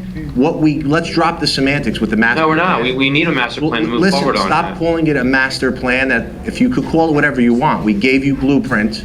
I You gave went us out, I had Miss Ferrante, our engineer, leave the meeting, go get specs. Mrs. Ferrante? Actual numbers that she gave you that for costs of particular items. Mrs. Fronte, what you gave us was just for the basketball court, nothing else with Peterson Field. Is that accurate to say? And then further of that, you took the plans back, and then they were also requested afterwards. Law, they have to come back. This is Mrs. Ferrante, please. And you had taken those plans back. Is that accurate to say? Yep. And then they were requested again, and they weren't given to members of the council. Is that accurate as well? That's accurate, yes. Thank you. But what was presented was more than just the basketball courts. But, I think further discussion is But that was the required. PowerPoint of those couple of pages that you also wanted back as well. Is that correct? No, Because you took all of them as well. no. The PowerPoint was yours. Yeah, well, they were given back to everybody. PowerPoint, blueprints. Yeah, costs Mr. Puzio, they were 4 pages of very minimal what was... Council President, don't tell me what they were. They were All right, plans from an architect Mr. Mayor, from I'm- Kilpatrick. I could pull Mr. them out. I Mayor. could have her pull them out right now, what she showed you. Do you want me to do that? Mr. Mayor, I asked for him a while ago to get them. Why don't you pull out what plans we had? Why don't you go back there? We're in the middle of Get a the plans that we motion, presented that night. Mr. Vote Puzio. on what you want, but I'm going to Okay. show the plans to the public, So do we what I have a brought. second now? That's what I'm, go get Do we have a it. second? We didn't have a Go motion. get the plans that we presented that night. We're not going to have a discussion. Carry on with your council I know. meeting. I want the public to see what I showed that night. Right. Can we have a motion, please? We have a motion? Yeah, we have a motion. No, we don't. No, we don't. I motion. Do I have a second? We need to make a motion. I'll second. Adopt the 1911. Yeah. So we have a motion from Mrs. Abrahamson, a second from Mrs. Smith. Yes. Please do the roll. Councilmember Quinn? No. Councilmember Friedlander? No.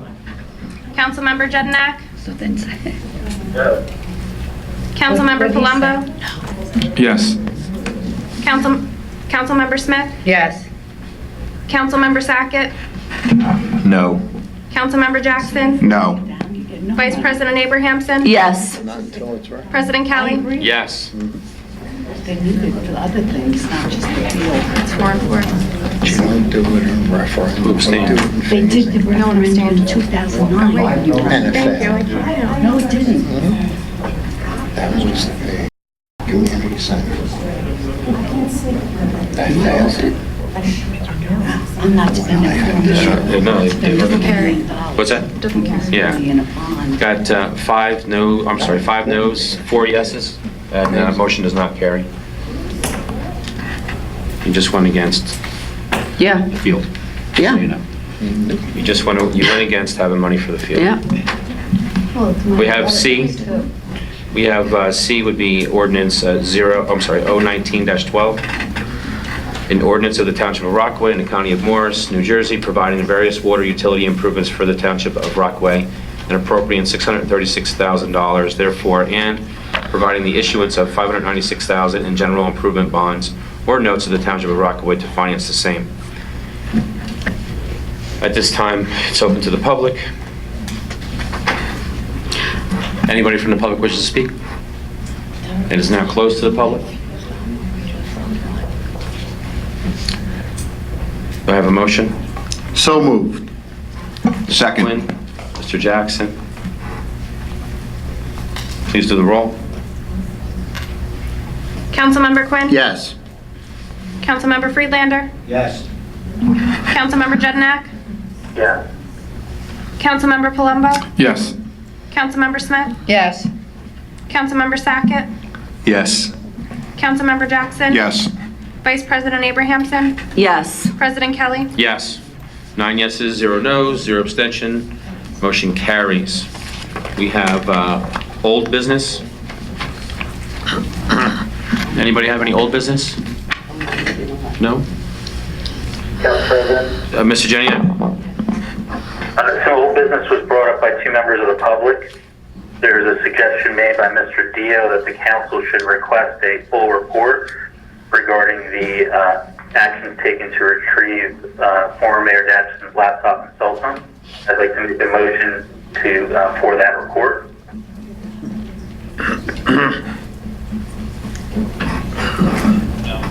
Is there any second? I didn't hear what he said, I couldn't hear. You want a report on the laptop? To clarify, the report be for the missing laptop and cell phone. It's still under investigation.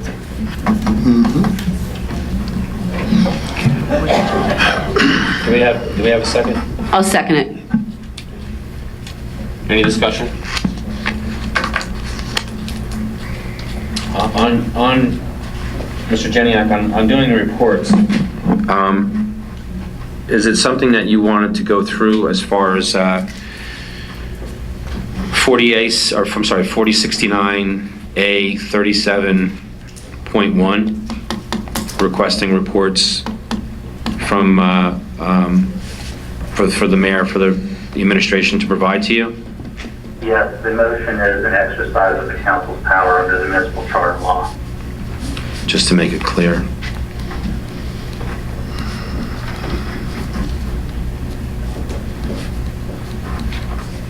And the request, the motion is for a report regarding the missing laptop and cell phone and the efforts taken to retrieve both, as well as the current status of the investigation. Any other discussion? Clerk, please do the roll. Give me 1 second. Sorry.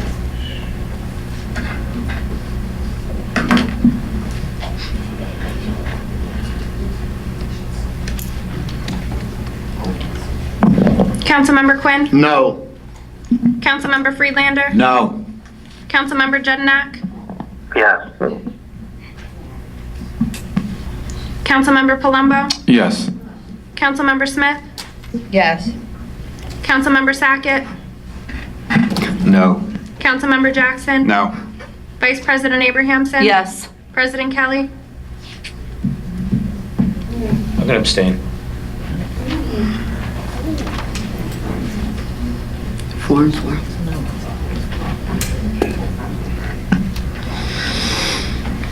I have four noes, 4 yeses, 1 abstention.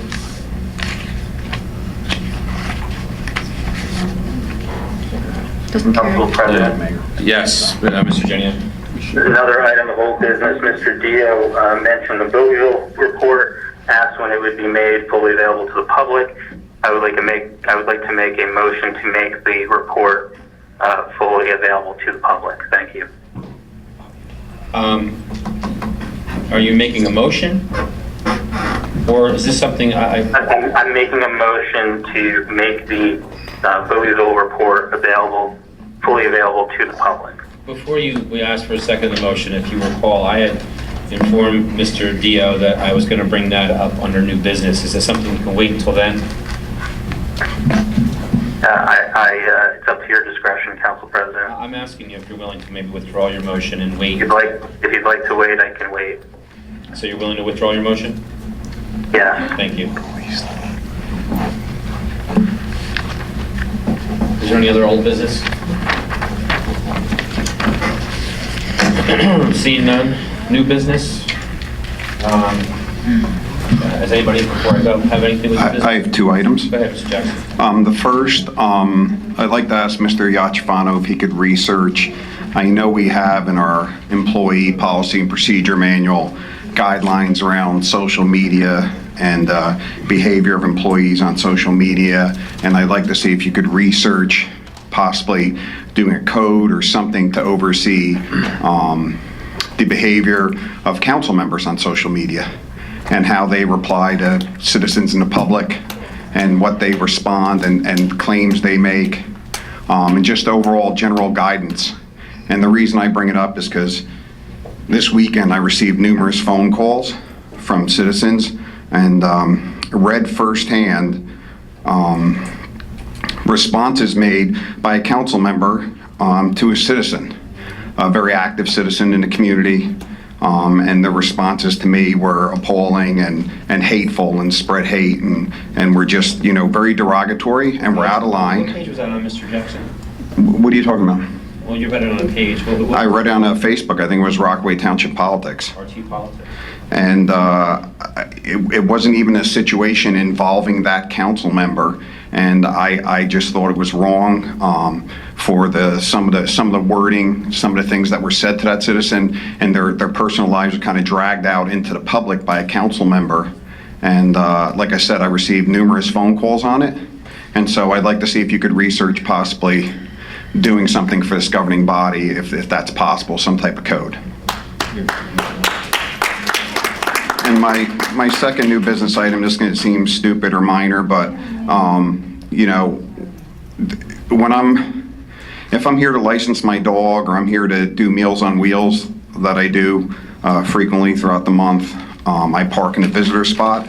Otherwise, I park in the regular parking spots, and I just like to ask, unless you have a physical ailment and you're a council member and you're here for anything outside of doing volunteer work or whatever for the community, that you don't take a visitor spot, because there's a lot of elderly people and people that come here to pay their taxes or register their pets, and taking those spots makes them walk a little further, when I think if we're able-bodied, we should be parking in the regular lot, not in a visitor spot. We're okay with that, right, Mr. Shear? Excuse me, sir? We're okay with that, right, Mr. Shear? Oh, absolutely, sir. Thank you. Is that it for new business? And just, is it the only one Facebook page that you follow?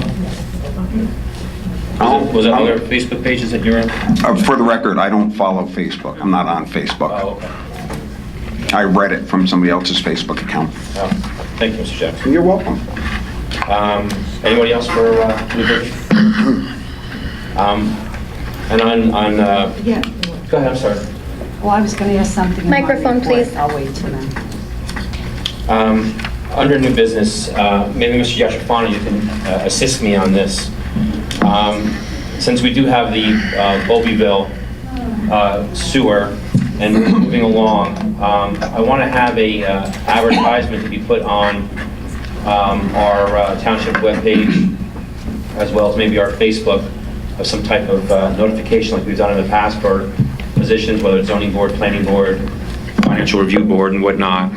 But the one question, and I can't get into detail about your legal opinion or your memo that was provided by Mr. Perrone, and maybe your involvement, those who may apply for this position for a sewer assessment committee so we can move forward with the collection of that cost associated for that sewer that the taxpayers are all paying for rather than the users, how do I provide them with information if they want to know what's going on with that, to be interested to be on that position of that committee? I mean, some of them need to know, and there's a lot of history with it to bring them up to speed. Would they be allowed, if they were members, to review that information? Mr. Kelly, once again, it's clear that you intended to address Bowlbyville in some context tonight, that it's not a thought of the moment, but I'm used to that approach. Thank you, Mr. Giantrofano. Had it been the case, if you wanted to address Bowlbyville, I remind you that we had a closed session 2 meetings ago. That closed session, as far as I was concerned, did not conclude with any direction. Well, we didn't finish our questioning that was there. A lot of answers. Well, that's what I mean when I said it didn't conclude. But we still need to create a committee to move forward, and I just want to know, I know it took place in closed session. We can't talk about it here in the open public portion, but I would like to be able to move forward, and if I have an interest of individuals that want to be on there, what information can I provide them, if anything, of the history, other than the ordinances that are public record, some of the conversations that we've had on the record moving forward? Well, first of all, I'd be happy to discuss with Mr. Perrone the details that will be required if the council wishes to solicit to members membership on the sewer commission. That's number one, and we can provide you with an answer as to that and the procedure to be followed. The essence of serving as a sewer commissioner in any matter, so I'm not speaking specifically about Bowlbyville, is to sit there much as a judge sits in court. That is to say, to make a determination based upon evidence presented by the witnesses who appear at the committee when the committee is in session. Not to gather outside information from any source. You want your commissioners, for a function of this nature, to be completely divorced from any information on the project, the history of the project, et cetera, et cetera, et cetera, to then listen to what the assessor will tell them, what the appraiser will tell them, the information that might be provided by engineering, et cetera, whoever the necessary witnesses are. Are they barred from getting information, Mr. Giantrofano, if they chose to? You would be effectively tainting the perception of the commissioners. The historical information that the council has been provided with under the attorney-client privilege is, while it may be relevant to the council's ultimate determination, whatever that may be, okay? It's really not part of what, in my opinion, the commissioners need to see or hear or be a party to. Any component of that which is relevant can be brought up to the committee at the time. Well, that's good information, because that clarifies what we can tell them or not tell them, especially dealing with the advertising and the response. Well, there's nothing for you to tell them, Mr. Kelly. You simply have to explain to them in broad terms. I'll outline it for you. You explain to any potential applicants. Well, that would be in the advertising. May I finish, Mr. Kelly? Well, I just want to make sure we're clear. I'm only Well, asking I'm about the never advertising. clear when you're speaking, Mr. Kelly, so let me continue. I'm sorry for talking while you're interrupting, so I apologize. Yeah, you should be, okay? Mrs. Palmieri? You should explain to them the nature of the service that the position requires. Nothing more, nothing less, what their job will be, how their job will be done. It's as simple as that. Mr. Dyer, could you just post something of that nature, get a description of what that committee is, so we can have an advertising for some interest?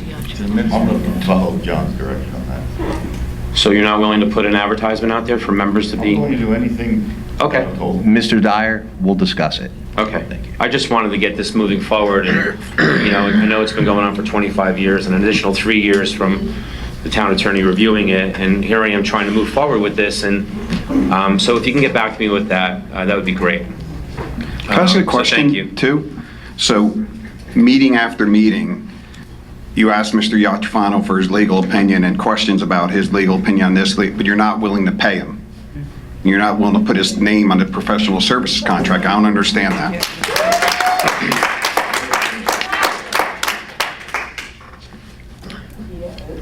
At this moment, we have number 17 for close. Oh, I'm sorry, go ahead.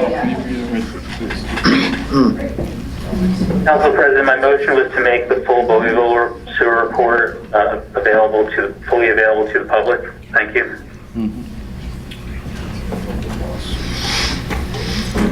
Do I have a second for that? Second. Any discussion? Mr. Jackson? Nope. Seeing there's no discussion, clerk, please do the roll. Council President, before the vote is taken, I remind the council that the report was presented to the council under the attorney-client privilege. The report also directly involves pending litigation. The council was advised, I will not repeat what the council was advised, but the council was advised in closed session as to the appropriateness of releasing the report at this time.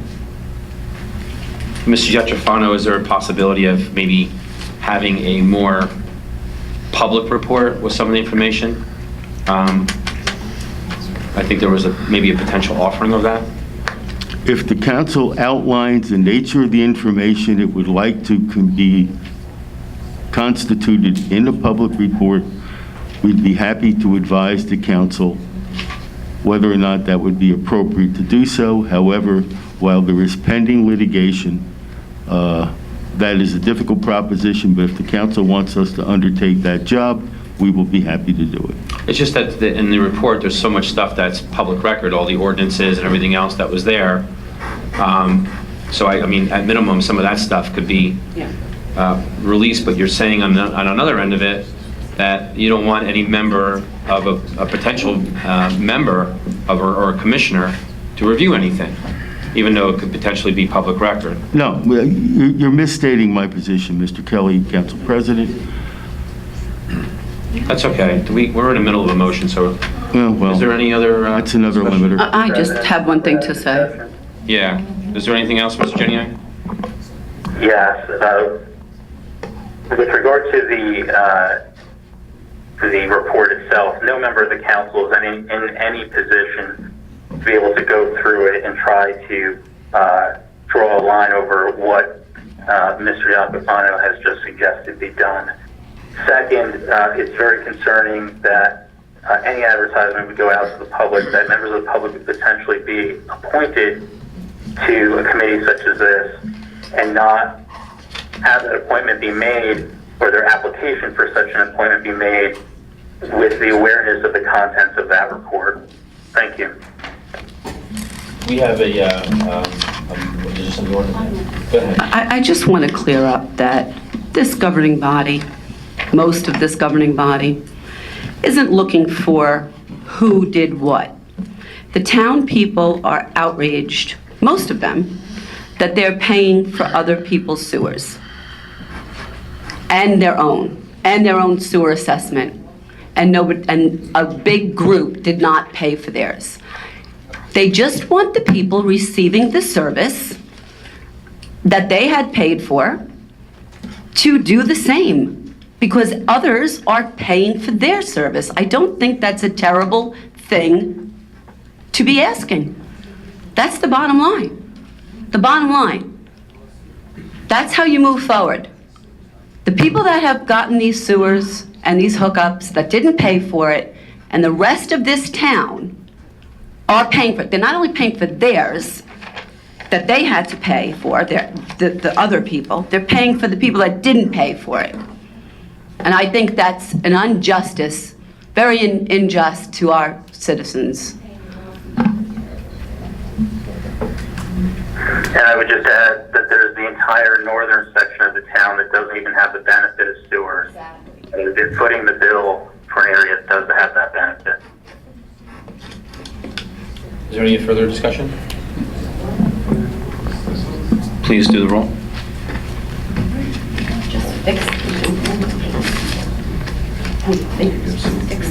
Councilmember Quinn, By advice of the town attorney, I vote no. Councilmember Friedlander, Same, no. Councilmember Jedinak, Yes.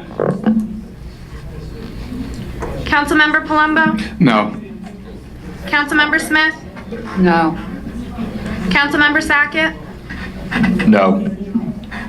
Councilmember Jackson, No. Vice President Abrahamson, Yes, the people deserve this. President Kelly. No.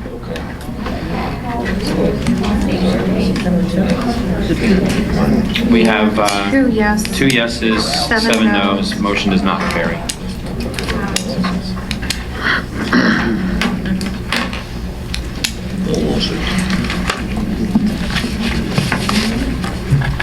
At this time, we have number 17, closed session. That would be Resolution R1992, and I'm going to read it entirely. Resolution authorizing executive closed session in accordance with the New Jersey Open Public Meetings Act, NJSA 10:4-6, to discuss pending litigation in the matter of Morris Commons LLC versus the Township of Rockaway, et al., docket number MRSL 3271-07. Whereas the New Jersey Open Public Meeting Act generally requires the meetings to be open to the public, and whereas the Open Public Meetings Act further provides that a public body may exclude the public from a portion of the meeting in which the public body discusses items enumerated in the Open Public Meetings Act of NJSA 10:4-12B, which items are recognized as requiring confidentiality. Whereas it is necessary and appropriate for the Rockaway Township Council to discuss certain matters in a meeting not open to the public consistent with NJSA 10:4-12B. Now, therefore, be it resolved by the Township Council of the Township of Rockaway, Morris County, New Jersey as follows. Township Council shall immediately hold an executive session from which the public shall be excluded. The general nature of the subject discussed in said executive session shall be as follows. Pending litigation in the matter of Morris Commons LLC versus Rockaway Township, or Township of Rockaway et al., docket number MRSL 3271. 3, the minutes of the executive session shall be made available for disclosure to the public consistent with NJSA 10:4-13 when items which are subjected to the closed session discussions are resolved and the reason for confidentiality no longer exists, which at present is anticipated to be approximately 60 days. In the event that reason for confidentiality exists beyond 60 days, the public will be advised appropriately. It is anticipated that the council will be in closed session on this matter for 45 minutes. In the event that closed session must extend beyond 45 minutes, the council will recess the closed session and the public will be advised an estimated time required to complete the closed session, or whether the closed session will be continued at subsequent meeting. Following the closed session may take action on a matter which is subject of the closed session. Do I have a motion? Council President, before the motion, could we go through our reports so that the residents that do not want to hang out can leave? At least we can get our reports in to the people that are here.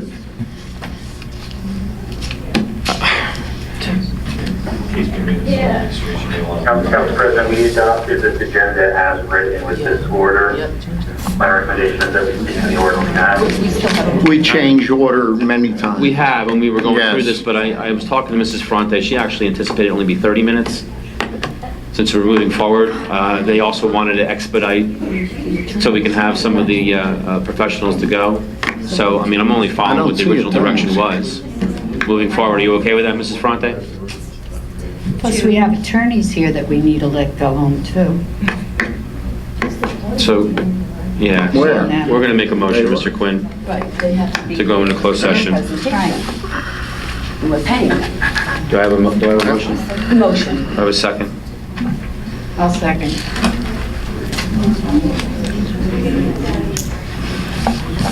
How many? Who's the motion in the second? I motion. Mrs. Smith? Yeah. Second. You're right. Yeah.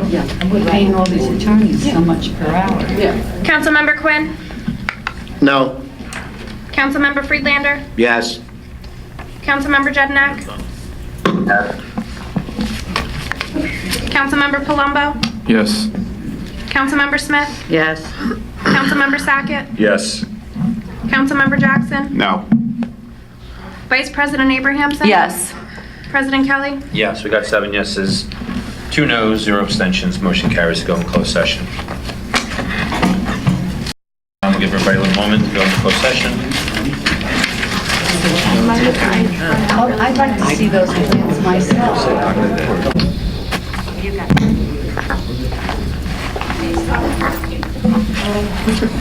Are we hot, Bob? We are? Can you see us, Pat? I lost it, so I gotta look for it. Okay, don't worry. It's 10:53, and we're back on the record. No. Not taking any action on anything that we had in closed session. We have reports. Mr. Quinn?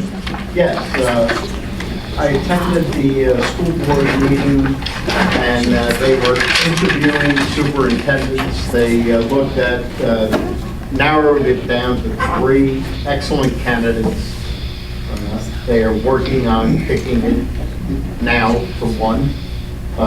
We're looking for an excellent superintendent that could be with us for a while and stabilize our school district. And I move on. I had something I prepared. This week is Police Week, and Rockaway Township Police Department participated in the Police Unity Tour. We sent our team, which was comprised of 4 officers. They are Officer Michael Bader, Officer Greg Albert, Officer Kevin Shea, and Officer Chris Hamilton. The Unity Tour is set up because officers give their lives, and this is a way of showing the families and raising money for the families who have sacrificed so much. Our officers had to raise over $8,000 to participate in this tour. I'm very proud of all the men and women that participated in this, and especially our officers who were there. Thank you. How many miles did they go? Do you know, Jack? Exact mileage? No, they went from here to Washington. Over 300. Yeah. Yeah. I didn't know what the exact amount was, but I know I couldn't. Channel 12 covered that Jersey City had 23 officers that participated. We have 4. And it was hard enough for them to raise the money on their own. They did it, and it all goes to a great cause. Yeah, it's a good thing. Thank you, Mr. Quinn. Thank you. Mrs. Smith? I too attended the Board of Education meeting on May 8th, which defined the 3 candidates were introduced and gave their credentials and presented their experience and qualifications. Microphone, Mrs. Smith, I'm sorry. I'm so sorry. That's okay. I too attended the Board of Education meeting on May 8th, at which the 3 candidates for the position of superintendent were introduced. The 3 candidates each presented their experience and qualifications, and I think we have 3 good candidates. I checked on the road condition on Mount Hope Avenue in the area, Mount Hope Road to the intersection of Route 80, and was advised by the county that a plan is being prepared for the road to be totally resurfaced in 2020 from Mount Hope Avenue to Mount Pleasant Avenue. In the interim, I asked about line striping because the traffic from Tilcon, it's brutal. That they addressed that, so they said they take care of it in the near future. And I spoke to Mr. Dyer about there's 2 lights out going south on Mount Hope Avenue just before the intersection of Route 80, and he was going to check on whether they're county, state, or whatever. He spoke to someone, I think he spoke to Jersey Central, so that they've been out for quite a while.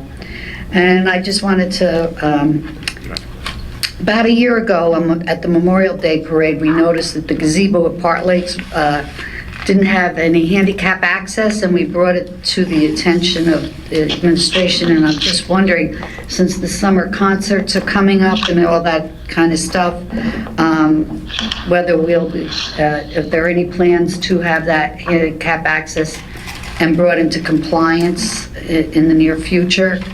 I don't. At some point, we're looking at all these projects. Right now, there's nothing that we're going to be doing in terms of that. Yeah, because we don't even have a CO there. We kind of really ought to move on it. We were told last year that it would be done, but things happened, so. Okay. We'll look into it. There's some liability there, though, Mr. Yeah. Mayor. We'll look into it. Thank you. And the next planning board meeting is on Monday, May 20th, 7:30, right here. And I want to wish everybody a safe and enjoyable Memorial Day weekend. That's it.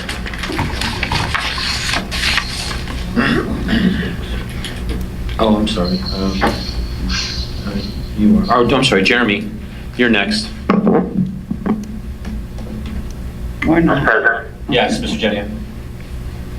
related to the proclamation earlier this evening regarding gun violence awareness, the week before last, May 2nd, marked the 46th anniversary of the 1973 murder of New Jersey State Trooper Warner Forrester, who was a victim of gun violence. He was shot and killed after backing up another trooper who had stopped the vehicle on the New Jersey Turnpike. His killers were arrested and convicted. However, one of them escaped state prison in 1979 and fled to Cuba, which granted them asylum. That individual remains living in Cuba to this day. This week is also Armed Forces Day. Armed Forces Week. And this Saturday, May 18th, is Armed Forces Day, which is dedicated to paying tribute to men and women who currently serve in the U.S. Armed Forces. Thank you. Thank you, Councilman Jenia. Council Vice President. I too attended the Board of Ed meeting on May 8th, and the three candidates were very impressive. I did give my feedback on the survey. I was a little disappointed on the audience attendance, to be quite honest with you. There weren't more than probably a dozen, maybe a dozen parents. That was a little disappointing. The Unity Tour, that's always been near and dear to my heart. I never did get to go, and I admire those that do. It was nasty, it was cold, and they all got there safe. It was wonderful to see, and the money that they raised is incredible because it is not a little bit of money. Our guys are great. I can't say enough about them. It was great to see our beloved Sheriff Gannon at the site sending them off. It was really nice. It was really, really nice to see the cohesiveness with the police departments, the sheriff's office, and everybody coming together for a good cause. I'm going to wish everybody a happy Memorial Day, because that'll be here before the next council meeting. I'm going to try real hard to get back on the 28th from the council meeting. My son is graduating from the University of Salisbury University, and of course it's Memorial Day weekend. So it's just what we have to do, though, but it's a good thing. And everybody enjoy their family that weekend. Thank you. Mr. Palumbo. Yeah, on Sunday, May 5th, I attended the end-of-year Lifted Up competition that's run by Tony Lasardi out of Rockaway Borough. Mayor was also there. He does a great job. And yeah, Tony does an absolutely great job. It's really a nice event. It's nice that, oh, Gloria's there too, I'm sorry. Thanks, son. Yeah, but it's a really nice thing that Tony and all his volunteers do. And what does it run, maybe 3 months, the whole program? About a 3-month program. Bless you. Yeah, and it culminates on the 5th, and they do competition and with the trophies, and it was really nice, so. Thank you, Mr. Palumbo. Mr. Jackson? Yeah, I also attended the superintendent interview process and very impressed by the process, how they handle it, the whole feedback session. And like Mrs. Abramson, I was very disappointed in the turnout, to have the opportunity to be able to have feedback on the superintendent. I think you're right. I think there were a dozen people there, and half of them were council members. So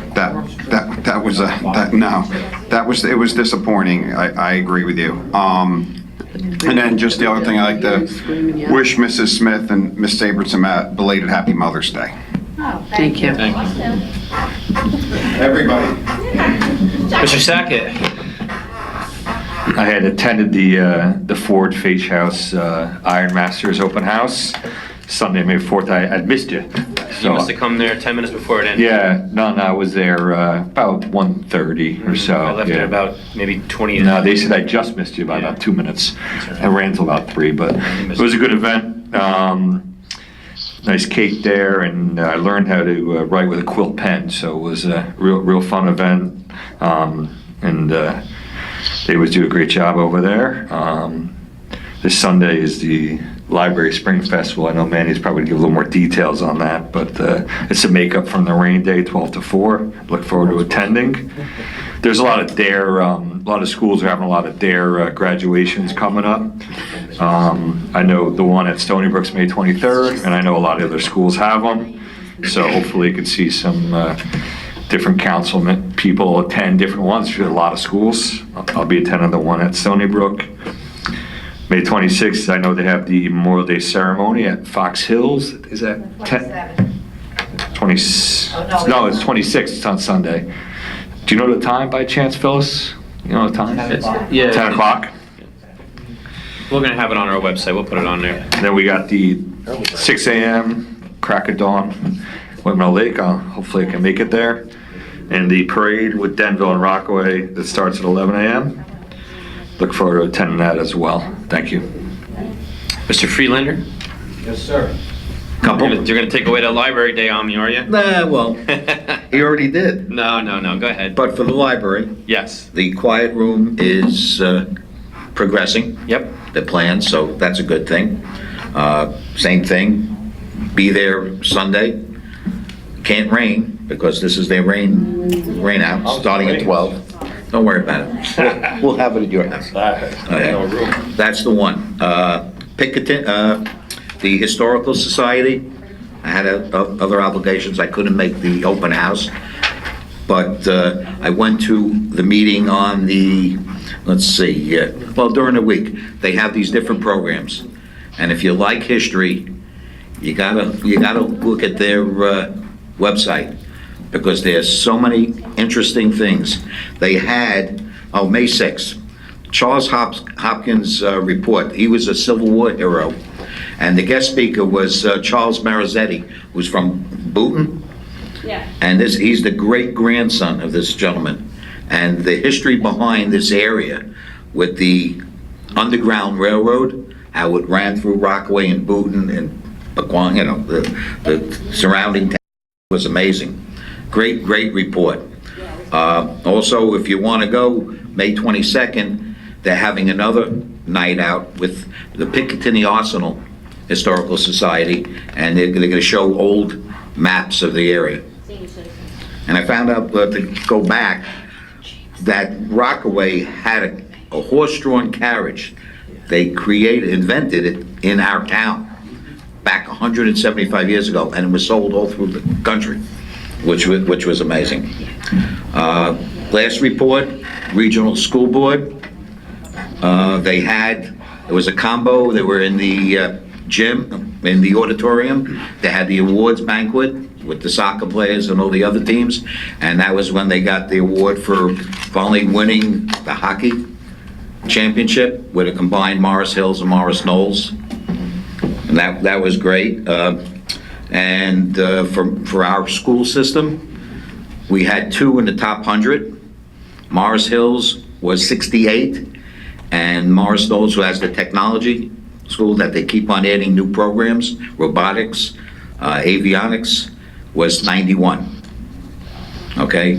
And on a different note, they finished their budget for the year, and if you see an increase in your taxes, the average household for the regional school board will go up $41.20. So to achieve success, obviously it costs.